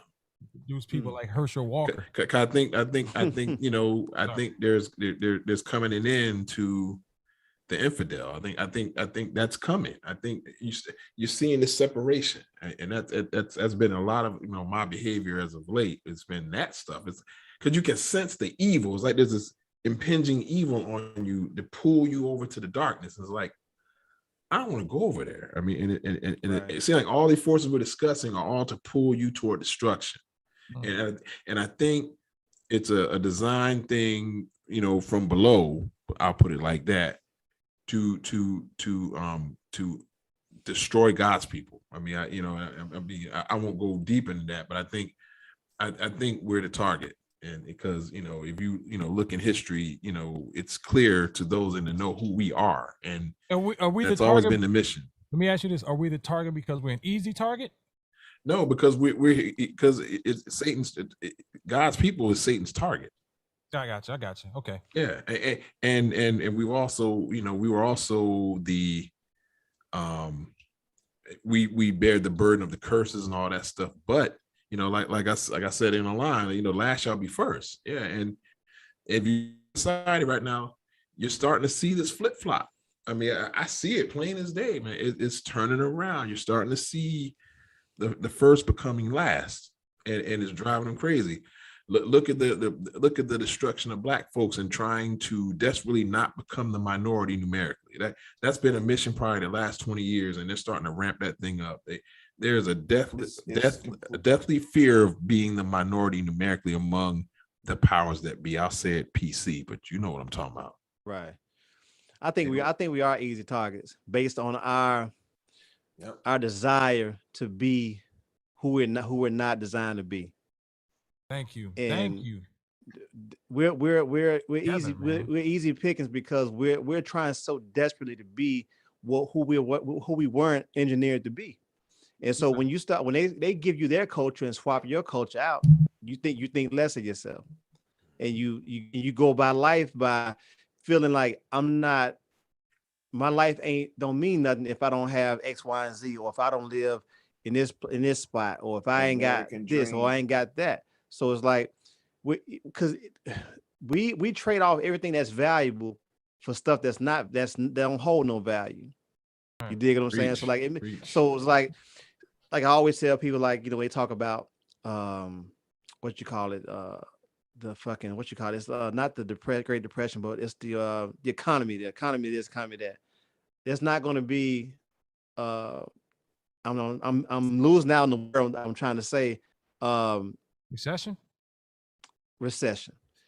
There won't be a recession because Black people are still spending money. All right. When Black people stop spending money on frivolous shit and start putting money in things that can attain us a certain level of value or things like that, that's when you're going to see a true recession. Because as long as Black people are spending money on shit like Weave and Jordans and Gucci and Saint Laurent and things like that, the world gonna keep turning. The economic structure is still gonna keep turning. When Black people start spending money, that's when I'm telling you, that's when you're gonna see a true recession, because the Black dollar it turns the world. Let me tell you something, Hurts. I've been in pawn shop where they had these sneakers. You wouldn't believe how many people of the other color are in there getting them sneakers. Yeah, and you know what they're gonna do? They're gonna sell them shits on. They're gonna clean them up and sell them shits on eBay. Right. We always, and then they're gonna sell them back to us because what we place our value in. Right. You dig what I'm saying? So like they like, oh shit, these are ones. And I don't get it twisted. Everybody on this motherfucker love to look good, love fashion. But I learned a long time ago, man, that I can go to your top department store and go get an outfit, or I can go to Walmart or Target and find an outfit. I'm gonna look good regardless. I'm a savvy motherfucker when it comes to that. I'm very savvy, and I think that savviness, I don't think that is so frequent anymore. I don't think that's so. I don't think a lot of these youngsters are savvy. Like, because it's how we were reared, man. We as kids, man. Kids are mean as hell. Because growing up, man, you saw a motherfucker with some pro kids, not pro kids, with some pro wings on, Joan the shit out of them. Right. You know what I'm saying? And that and Stadias, right? Those Stadias back in the day. Stadias. They look like the Jordans, right? Yeah, they're upside down. It was swoosh. Right. Fucking you know what I'm saying? But like, once you kind of gain a certain awareness about who you are, man, like that shit it's not gonna matter to you as much. Shit. Right, because you're like, man, you know what? I know who I am. Worth. Boy, look how you wearing them Brooks, man. You wearing the shit out them Brooks. Because check it out. All it takes is the right person to make that shit. Like back in the days when if you had holes in your pants as a kid, bro, motherfuckers was joning this shit out of your ass, and you want to go home and put patches in this shit, right? now your name is Patches. Right, can't get away from that shit. But now department stores sell jeans ripped and distressed, and like this the cool shit now. I'm like, man, I would have been cool. I would have been the coolest motherfucker in school back then. Right. Yeah, like, my shit was by work, nigga. I done bust my ass many a times on the grass. Right, got these holes in my knees and shit. These damn jeans. Playing football and shit in your jeans, in your good clothes.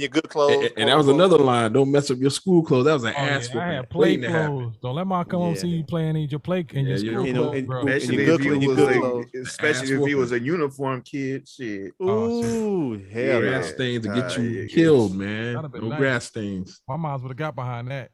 That's why knuckling up, you had to stay up. Forget that wrestling. I mess with these school clothes. That's my ass when I get home. So no, we're gonna stay on, upright. We're gonna stay upright. Yeah, lie. I ain't wrestling. Nope. Do it. It hurts. I want to see you next time you come through, man. You better be wearing some Crocs, nigga.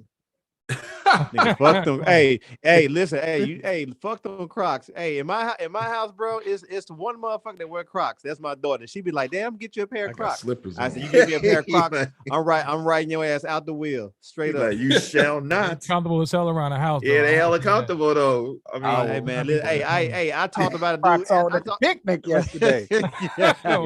Hey, I talked about. Hey, you know why I won't do it? Because I talked about a dude so bad for having some shit, something like that in my house. This was like about 11, 12 years ago when Crocs wasn't even as famous, but he the cat that was up on the shit. And he came to my house, some of those shit. So I said, man, this dude had. Well, I ain't gonna say what I said about him, but I talked about those shit. Oh no, I was on a tangent with that shit. I told my wife, don't ever buy me a pair of them motherfuckers. Cause man, listen, you will get your feelings hurt. Man, my daughter got all kind of colors of them shits now, like all kind of colors. Do too. These kids are on that shit. My mom's like, y'all those still wearing Crocs? Birkenstocks. Nah, no Birkenstocks, no Crocs. A couple years ago, I'm like, y'all still rocking Crocs out here? Man, hey, my daughter went and bought some Crocs, nigga. That got fur that you wear in the wintertime. They got fur around them shit. Oh fuck it. They try to put in the Uggs. You doing too much with these shits. Don't take them shits out of your feet. Them Uggs was ridiculous, bro. Them Uggs. Yeah, they were crazy, bro. Right. They wanted a ridiculous amount for that. No Crocs, no Birkenstocks. None of those. I like the Manolo Timbs, if you ask me. I think they went out of style too soon. Manolo Timbs? Yeah. I don't know what the fuck them look like. Oh, yes, you do. Yeah, right. Yes, yes, you do. Fashion. Mutual funds and stocks. I would put my money on stocks. 3Bs. Go get you right and fits in fashion. Jesus Christ. I was trying to drop down, get my eagle on. I broke the heel on my no heels. He said, "Where can you get some left Air Force Ones? It's some no heels. No heels."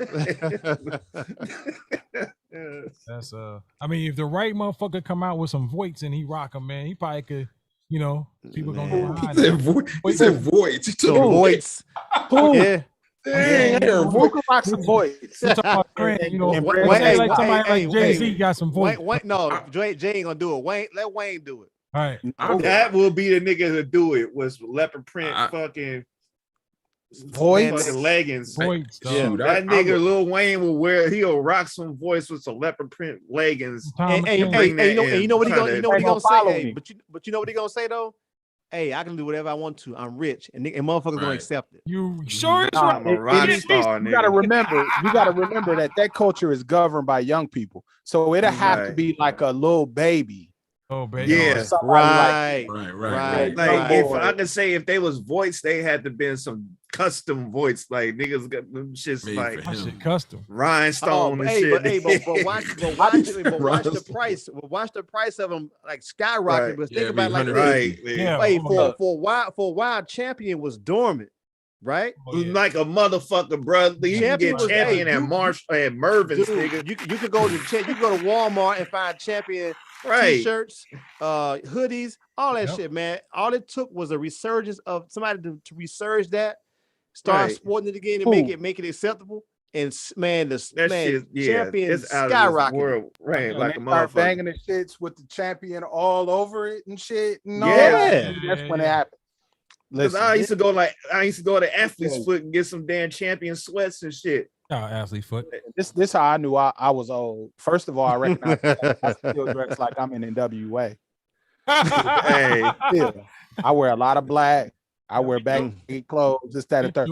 But then when them Balenciagas drop and them shits look like honey buns, literal shit. People was wearing them. Them shits I was like, no, style has passed me by. Them shit like nursing shoes with the extended clip on them.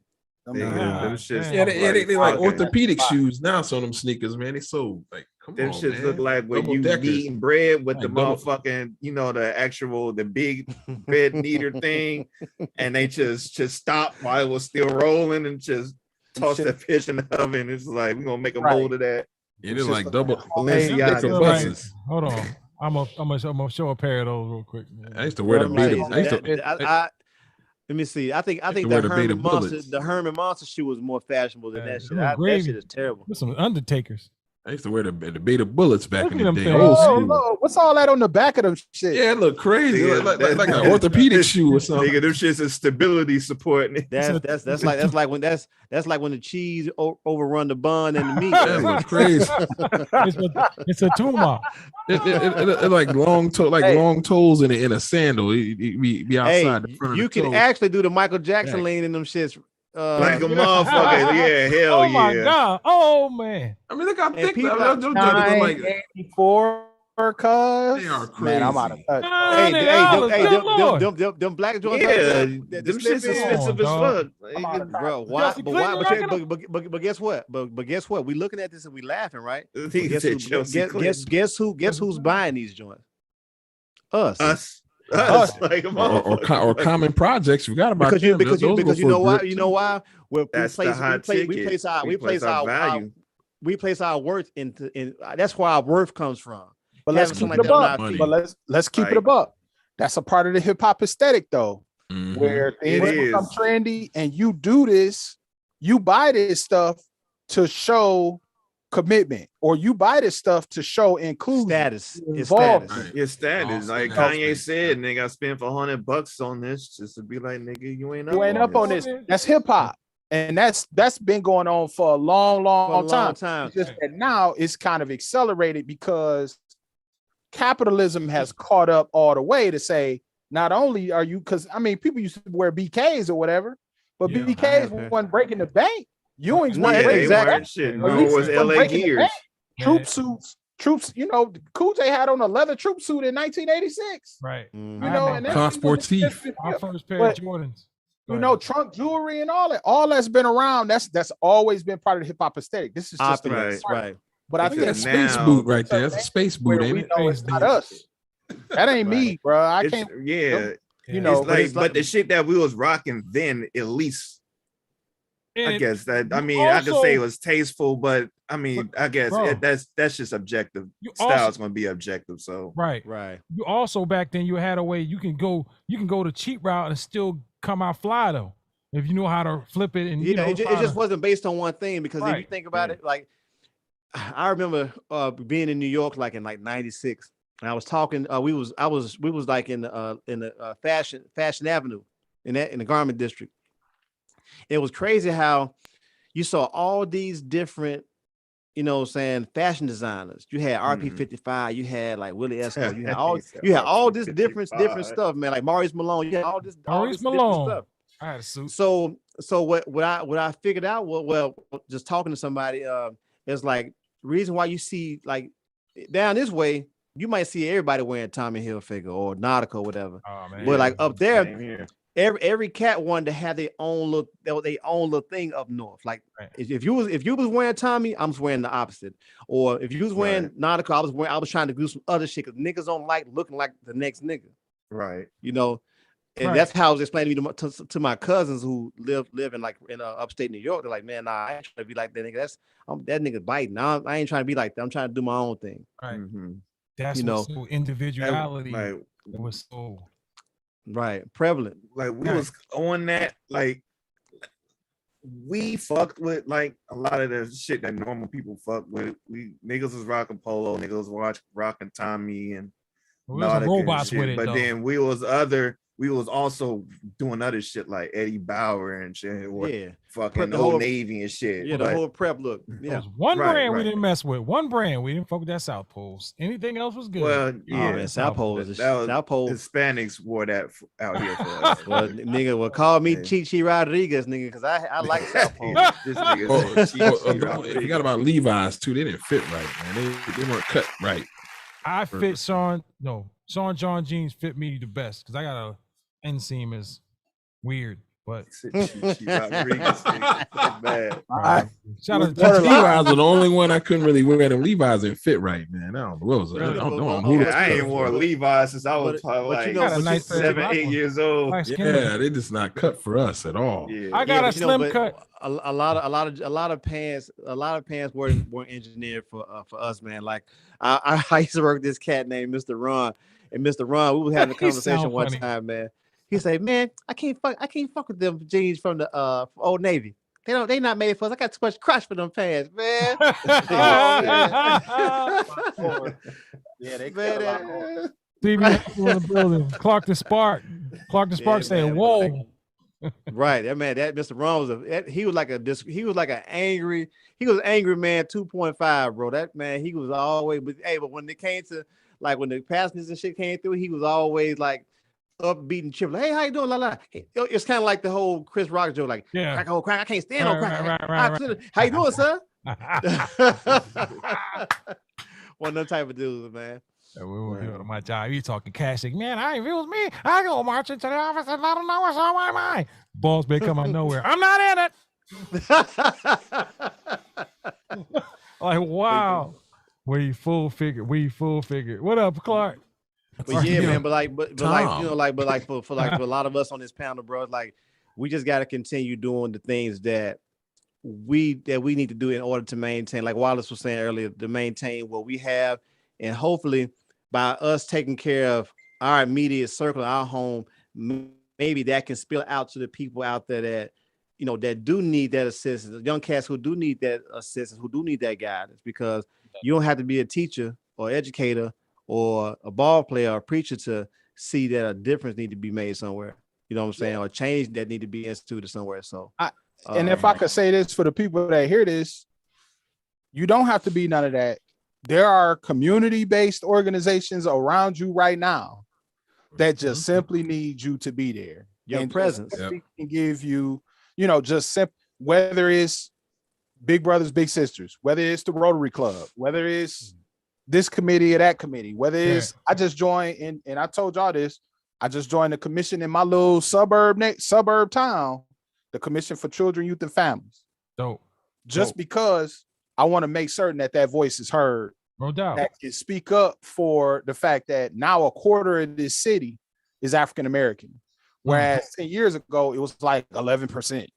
And so somebody got to sit at the table. So use your skills, volunteer. It's organizations like My Brother's Keeper in a lot of different places, and Find a way to get involved outside of your own home just to be able to come out and represent.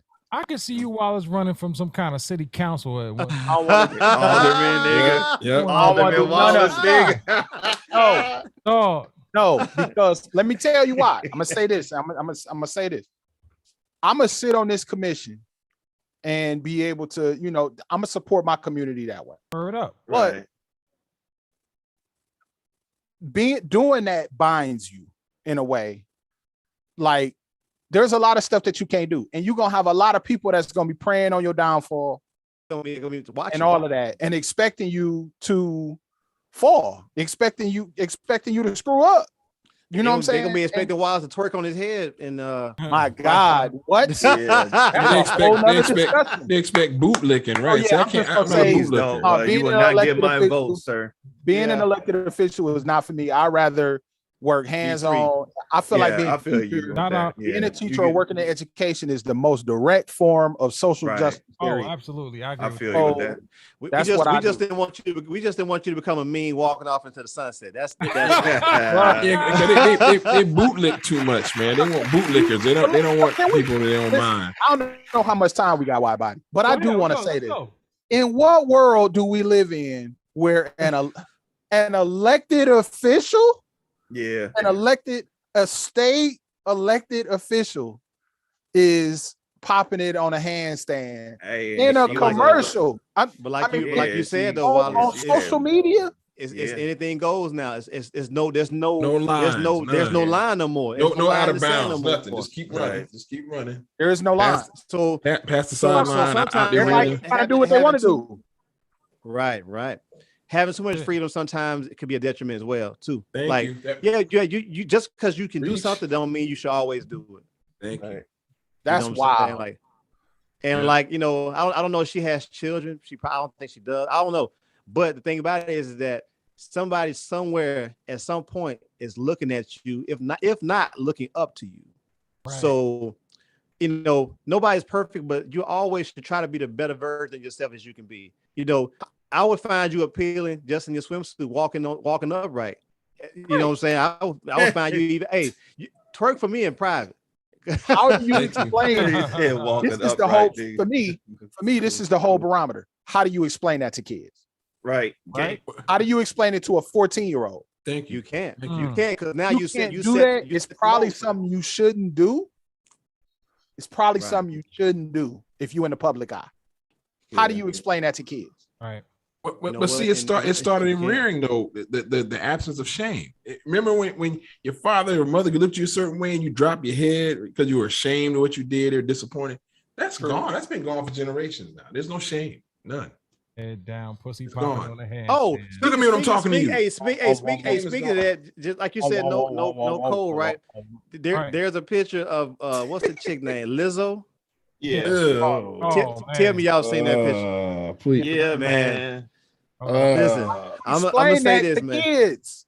You can't explain that to kids. Matter of fact, you can, but again, because a kid sees that, they see that, and that's the optical that's the optical example. Not the audible example, the optical example. Right. So if they see it, now it's ingrained into their memory. Right. So now that's the gospel. Now the audio example don't register. It don't right. the same. Yeah, I seen what you do. So whatever you say now, don't matter. This shit. Yeah, right. It don't matter. It negates itself.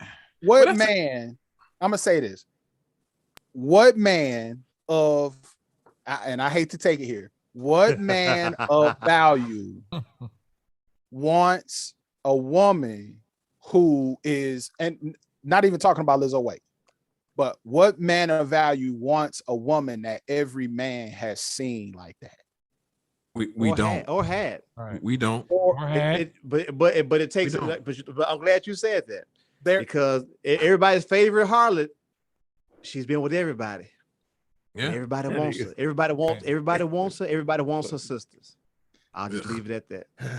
But it takes a certain kind of man to be like, nah, I'm good. But I'm not. I'm sorry, Stats. Go ahead, Stats. I'm sorry. But that's another example. That's another example of trying to normalize, gosh, with the very existence that you wasn't engineered to be. Pathology. Yeah, we're trying to normalize pathology.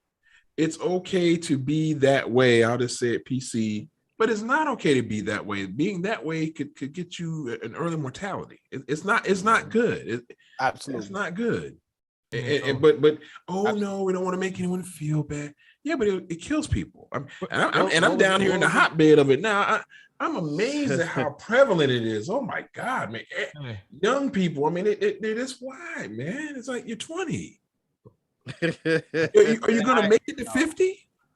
No, I ain't even. I ain't even going there. But what's up, Cortez? It's prevalent here, man. It's a big. It's so noticeable here. What up, Cortez? I mean, everybody. I get what you're saying, man. But like especially us being from down this way, man. Like that shit is like it's a way of life. Like man, people get bored. They overindulge. Yeah, but at some point, man, you got some older women who are looking better than some of these younger chicks, and at some point, man, you just got to be able to, if comfortable looking in the mirror and you loving what you see, hey, go for it.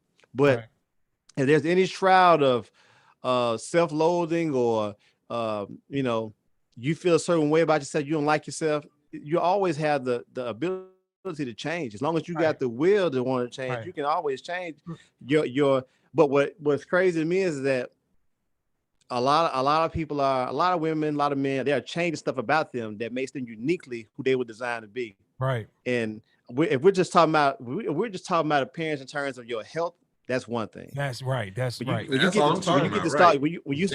start, but on the other side of that though, when you start taking stuff off or adding stuff on based on public peer pressure or public perception of what beauty is and all that good shit, then that's when you start to lose. That's when you know that a certain sense of self-worth is not present within the psyche at all. Right. You know what I'm saying? Who didn't got fake lips, man, and it been like, damn, they did a good job on your lips. Like people, nobody black cares about nothing like that. But I'm gonna tell you something that I saw, man, and every time I see her, it disheartens me a little bit when I see her. I'm past that. I'm past. Hey, listen, I don't want to talk about her, but whenever I see Serena Williams, it always disheartens me to see her as she like, everybody knows she's immensely, famous and rich and accomplished, but like, man, oh my God, yeah, us trying to assimilate, man, assimilate that's to our detriment. Like trying to assimilate and following somebody else's standard of what beauty is, man. Like that shit is gonna be our demise on top of everything else that plagues us as a people. Because I'm looking at this young lady, I'm seeing her. We followed her for years, and like I watch commercials and stuff, and I watch TV. But when I watch TV and I watch movies, I'm not watching it like the regular person. My wife can watch it and she can see this, but I see so many different layers and shit. When I'm watching stuff, I'm like, oh wow, like okay, that's what that is, or maybe it's an over analytical thing that I'm doing. Why'd you do that to yourself? What she do? What she do? Hold on, I'll show you a picture real quick. No. If you go to a picture of Serena in 2000, I'll say 2005 to like now. Yeah, look different, bro. Look She looks completely different. Look at her lips, bro. Man. That screams. She's never had thick lips like that, like super thick lips, and she's had nose work as well. And I'm like, nothing was wrong with you. Yeah, she's an attractive woman, man. I mean, why does she have to do that? But again, though, when you in that, I guess when you in that world, the skin augmentation, the leaning of the skin and shit, and it's like there's a certain hatred that our people have, self-loathing, that we have, that we try so hard to assimilate to be like everybody else, but we don't take notice and we don't understand the beauty that we have to possess to the world. Oh, I had no idea, bro. Yeah, we're beautiful people, man. Wow. And my point earlier, I was talking about the excess of it, man. The excess of the everything. Sharing the screen right now. the excessiveness of it was bothersome.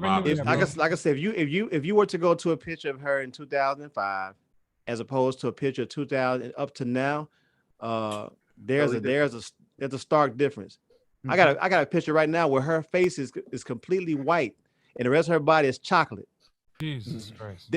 That tells me, man, that somewhere along the line with you, there's something deeply rooted, that's like that had to start from chocolate, because you got one of the strongest people, and your dad was one of the strongest men ever. Right. You know what I'm saying? Like you don't have that certain sense of pride within yourself, and you raised by that man. So right. And at the end of the day, like my wife always tell me, she said, "Hey man, these people gonna do what they want to do, and ain't nothing you can do about it." I said, "Yeah, that's right, but that shit, like, man, like if my daughter came in here, man, with augmentations, like, what was wrong with you that you feel like you had to go reconstruct God's design?" Right, telling you beautiful every day of your life. Yeah, you know what I'm saying? Like, what made it? Couldn't have been nothing internal in terms of our unit. It had to be somebody outside who don't care nothing about you to make you think less of yourself and how you're configured or whatever. I think it too, man. People feel like they need to sit in a certain mold or something to, appease other people. And it's like, you got all this damn money and you sit in rooms that no one else can sit in. Why do you still feel you need to alter yourself? Like, man, you could have really did some good not touching your face, like Jada Pinkett. I ain't keep calling people names out, but her, a lot. It's a lot. It's too many. It's too many to name. Kim was cute, bro. Like, I Vivica like Fox. Vivica Fox. Yeah, man. Ugh. Man, Nia Long. She like Madam now, man. She like So there's something to be said though about this desire to, our women by doing assimilate all the way down the rabbit hole now, but come on, man. Our women kind of I don't want to say emasculating. Are they making themselves more masculine in a way by doing some of these things? Well, that's been going on anyway, because they've been playing that role of being like provider and living alone. So yeah, I think it's kind of by default. I mean, we're not there, so they kind of have to be that. And I think that's part of how they look, because they're not concerned with what we want. No, but I'm saying I think that's part of the esteem problem right there, is that they're not in their natural role. So they're looking for something. I agree with that. Davenport said, grow up in the tennis. Davenport said, growing up in the tennis world tarnished her thinking. I'm sure. Absolutely, I agree with that. Oh yeah, why you at Davenport? White is right. It's because she would play, and there will always be a young white ingenue that will come along, like a Sharapova. Right. Or that would be kind of like the darling of the media while she was playing tennis. It has to have some kind of psychological effect on a woman. You know what I'm saying? On a young woman who is already sheltered to a degree because of her success. And she sees herself, she sees others being treated a certain way. Right. I see it. Heartthrob Holly Berry getting all the attention all these years, but Serena, you had your own following. People was mesmerized by your assets and stuff, man. But then she also had the other side who didn't like. She was too muscular. She ass was too big. Because too big. She's out here. So now you streamlining yourself to be what they want you to be instead of being who you were raised to be. You know what I'm saying? Like, then when you get money on top of that, like when you get money like that, people can't tell you anything. Right. Because hey, I make it to where you get this, mama, or dad, I'm taking care of this for you. So you don't tell I could buy you. You dig what I'm saying? That mentality, when no one can tell you what to do and you're empowered and you're emboldened and you're accomplished. Yes, man. Like, you do what you want to do. And rightfully so, you do what you want to do. It's like your standard for who you are is not set by somebody that you don't know. But at the end of the day, you still got to wrestle with yourself because there's something about you that you feel that's not worthy of being of you not being your true self. You know what I'm saying? So like, think about how many people look up to that woman. The Coco Gauffs, the Sloane Stevens, the Osaka. Yeah. You know, people like that, like you, like, man. So I had to do all that just to be like, nah. Be you. Do you be proud of who you are? Right. Because people are going into doctors' offices to get what you naturally have. Right. But on the flip side, they'll kind of demonize what you got. So it's kind of like the whole 50 Cent Ja Rule shit. I'm gonna talk about this nigga singing the bras and shit, but then I'm gonna take his whole steez and use that shit and make millions. Right. Same formula. Same shit. Did the same shit. thing. Viola Davis said the privilege of a lifetime is to be truly who you are. Like being yourself is a privilege. Right. in today's world. I've always said So, be yourself. Go ahead, I was RTO. supposed to come on here talking all proper and shit. See how yeah, that you shit was supposed didn't happen. You were supposed to be. Like, good in other morning, news, people. How are you guys doing cutbacks. this afternoon? And living with no apologies. But see, and that's at the end of the day, that's kind of the point, man. I learned a long time ago. I'm willing to forfeit a certain level of success to maintain my dignity. There's some things I'm not going to do, and there's some roles I could have had over the years, and I can name some really major, super duper institutions, but they wanted my dignity, and I nah. Right. At the end of the day, I don't want to be down that much, man. No, I can't. At the end of the day, you gotta look yourself I'm in. not tiptoeing. No. What's good? DJ G man said. I said, "What's poppin'?" He said, "Staying black." Let's go. Right. Hey, yeah. Man, my wife asked me a long time ago.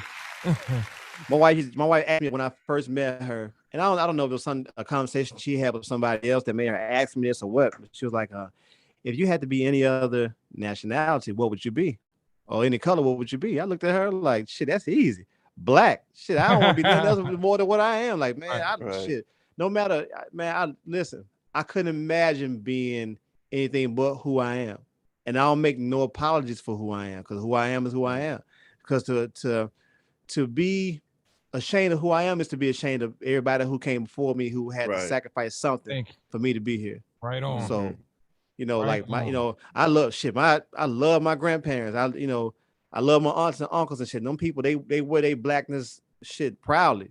For what it's worth. Like, so shit. My dad dog is night. Hell, I love my dad. Shit. So, but he taught me how to be proud of myself and how to, don't shrink yourself to be what somebody else wants you. Don't shrink yourself in a room to make somebody else feel big about themselves. You don't do that. Facts. So I try to teach that same shit to my kids. Like, listen, I don't care about who you have as a friend. They can be black, orange, yellow, white, purple, or whatever. But you don't go into a room thinking that you're less than them. I said, you don't got to think you more than them, but you're not less. So that's what gets me. And look, my value is, my dad has always told me to be yourself. There's no effort to be yourself. If motherfuckers don't accept you for who you are, you can change and be the most perfect person. You get your nose rearranged any way you want. I get my eyelids raised to try to pee someone or fit in some bubble. And there's someone out there that's not going to like you the same way as you being yourself. Right. You gotta love who love you. Love yourself. Why isn't it great to be black? Why isn't it great to be a black man? Why do we need to feel like we need to want to be somebody else? I'm proud to be black. And if I had to change what color, I couldn't think of being another color. But you got black. They lack knowledge of self. That's why they don't love themselves, because they don't know who they are. Right. We're the chosen people. If we knew who we really were, we'd love ourselves. Right. A lot of it starts at home though too. Let's be completely honest. A lot of it starts at home. And if you're looking for someone else to sow seeds in your children, that you're not willing to sow and cultivate, you're being negligent as a parent, because as I can't send my kid to school and put all the responsibility on a teacher to teach my child everything that my child needs to know, whether it be on a scholastic level, on a personal level, right, on a spiritual level, right, every level that's attainable by man. It's up to me to ingrain some stuff at the house first. That way, all the other stuff that they're gonna pick up through the years, they'll know how to pick what's for them and discern what's not for them.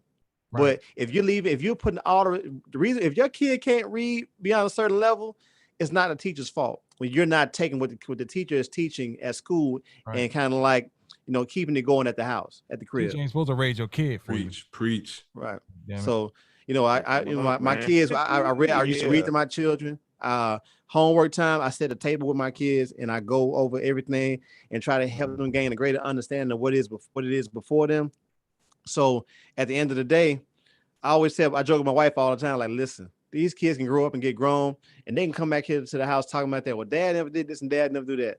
And you'll be fucking lying, because I try to do everything that I put everything within y'all that was given to me and plus some. So you won't be able to tell that lie. They're gonna be like, Daddy didn't show me how he do his drums on the MP though. But I told you my son was about, I want to say about 10th grade, bro, maybe 9th, but I want to say 10th grade. And I would have taught him production, but he came to me wrong. He said, "Hey man, teach me how to do what you're doing, man, so I can have a hustle." I said, "Get out of here!" Like, no. Right, get out of here, nigga. Love wasn't there. Man, I'm trying to get put on, man. I need to know how to do these fucking. He didn't say that. That joke I said ain't that. even mad at him though. I was like, bro, get out of my face. I'm trying to get put on. Right. Get a hustle. I need a hustle. I need so I can have a hustle. Nigga, you don't get you gotta go hustle DVD. Go watch some cars. Right. That hustle like that. But like one thing my kid can never say, they can never say I wasn't there for them. And like I said, I always try to give them the very things, man, that I had and the things that were absent in my life. So to me, that's full circle. I'm able to give my kid what I had plus some.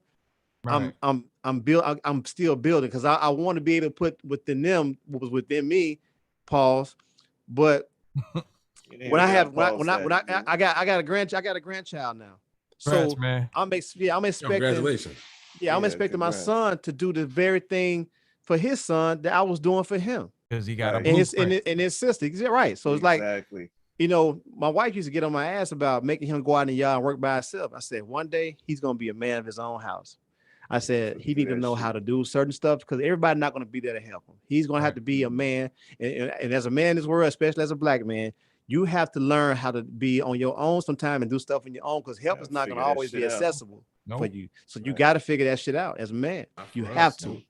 You know what I'm saying? So like he sees it now. Like he's old and he'll talk, he'll call him, man, you remember you used to have me doing this and have me doing that? Like, man, I hated that, man, but I see what you were trying to show me, then or whatever.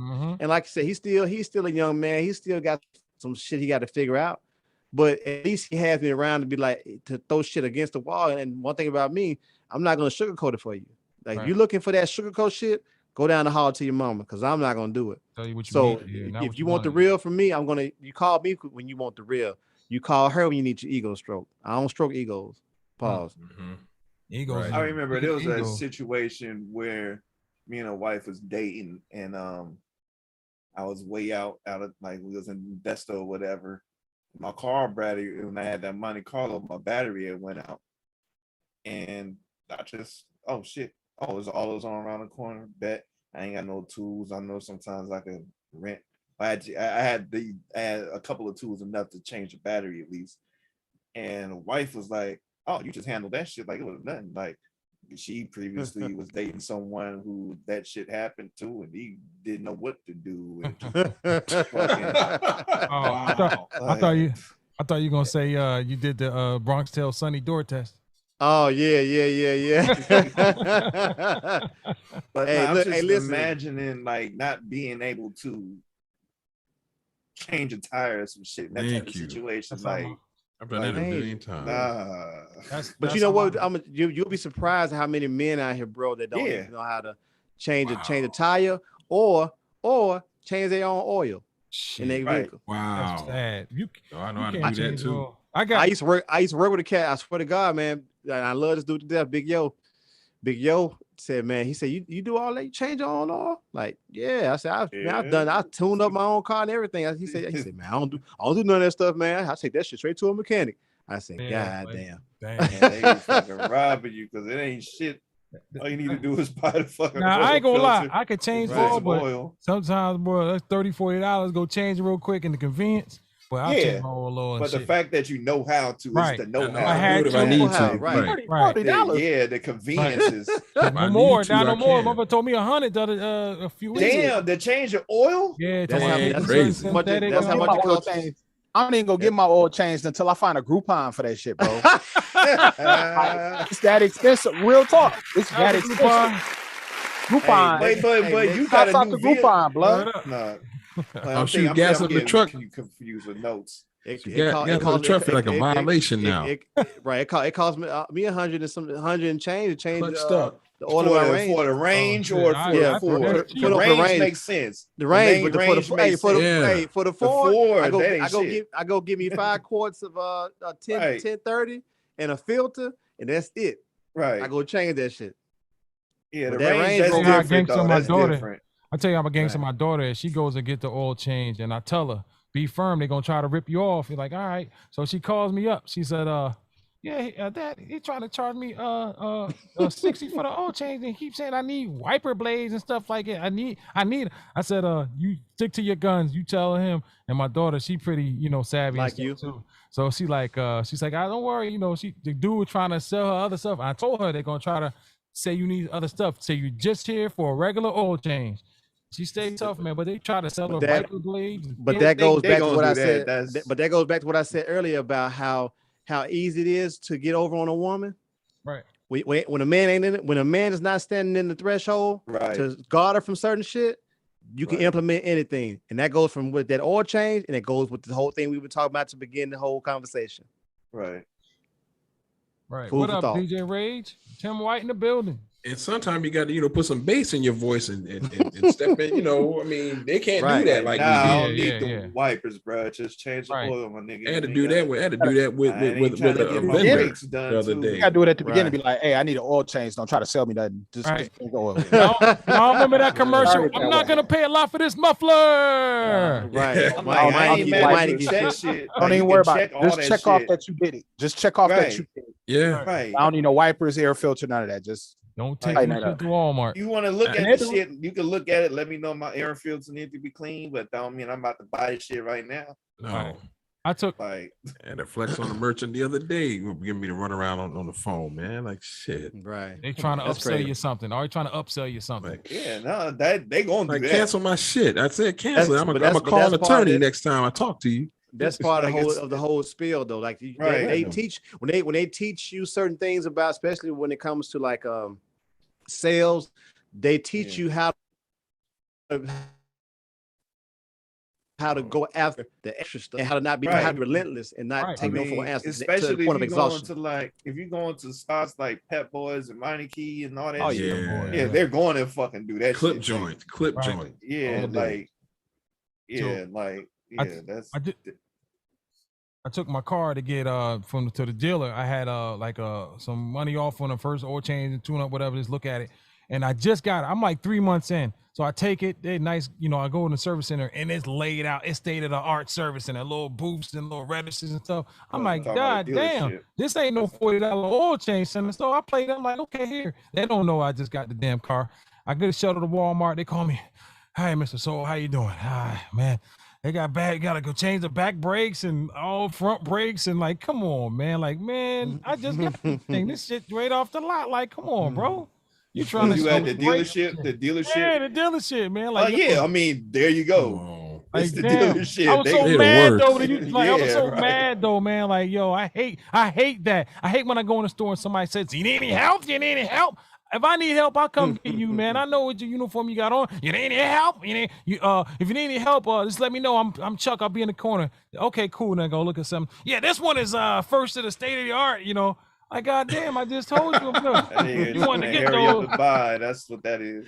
Radio Shack was the worst with that, man. I hate it. Oh, they were terrible. Oh, they were the worst. Them niggas is bored in there, so they get a damn customer. They getting tired of rearranging. They need that commission. The RCA Jackson shit. They getting tired of rearranging shit because they're in the wrong place.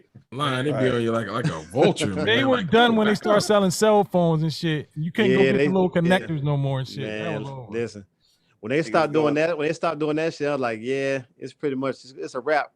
Because it became more about selling phones than everything else in there. Yep. Right. Because you used to be able to go in there, like, I need a TV antenna, like some rabbit ears antennas. That's that. They come. You sure you don't need this fucking 20 pack of batteries? This RF converter for the back. Right. Buying all kind of Niggas shit. always RF. trying to sell me them fucking batteries. Yeah, damn. Like the big pack, them shits last about 2 weeks in the remote. Right, exactly. Right. Put them in the TV remote. Them Should shits be go light quick. to the motherfucker too. I'm doing that battery ain't got no weight to it. Them shits ain't got no lithium, no zinc, no oxide, no shit in them. Nothing. That shit is straight air. Just rolled up silver. But I do miss them for getting them cords though. I mean, they had every cord you can think of, man. I miss Radio Shack for that reason too, bro. Whatever adapter you needed, they had it. Yep. I don't know if they're all closed.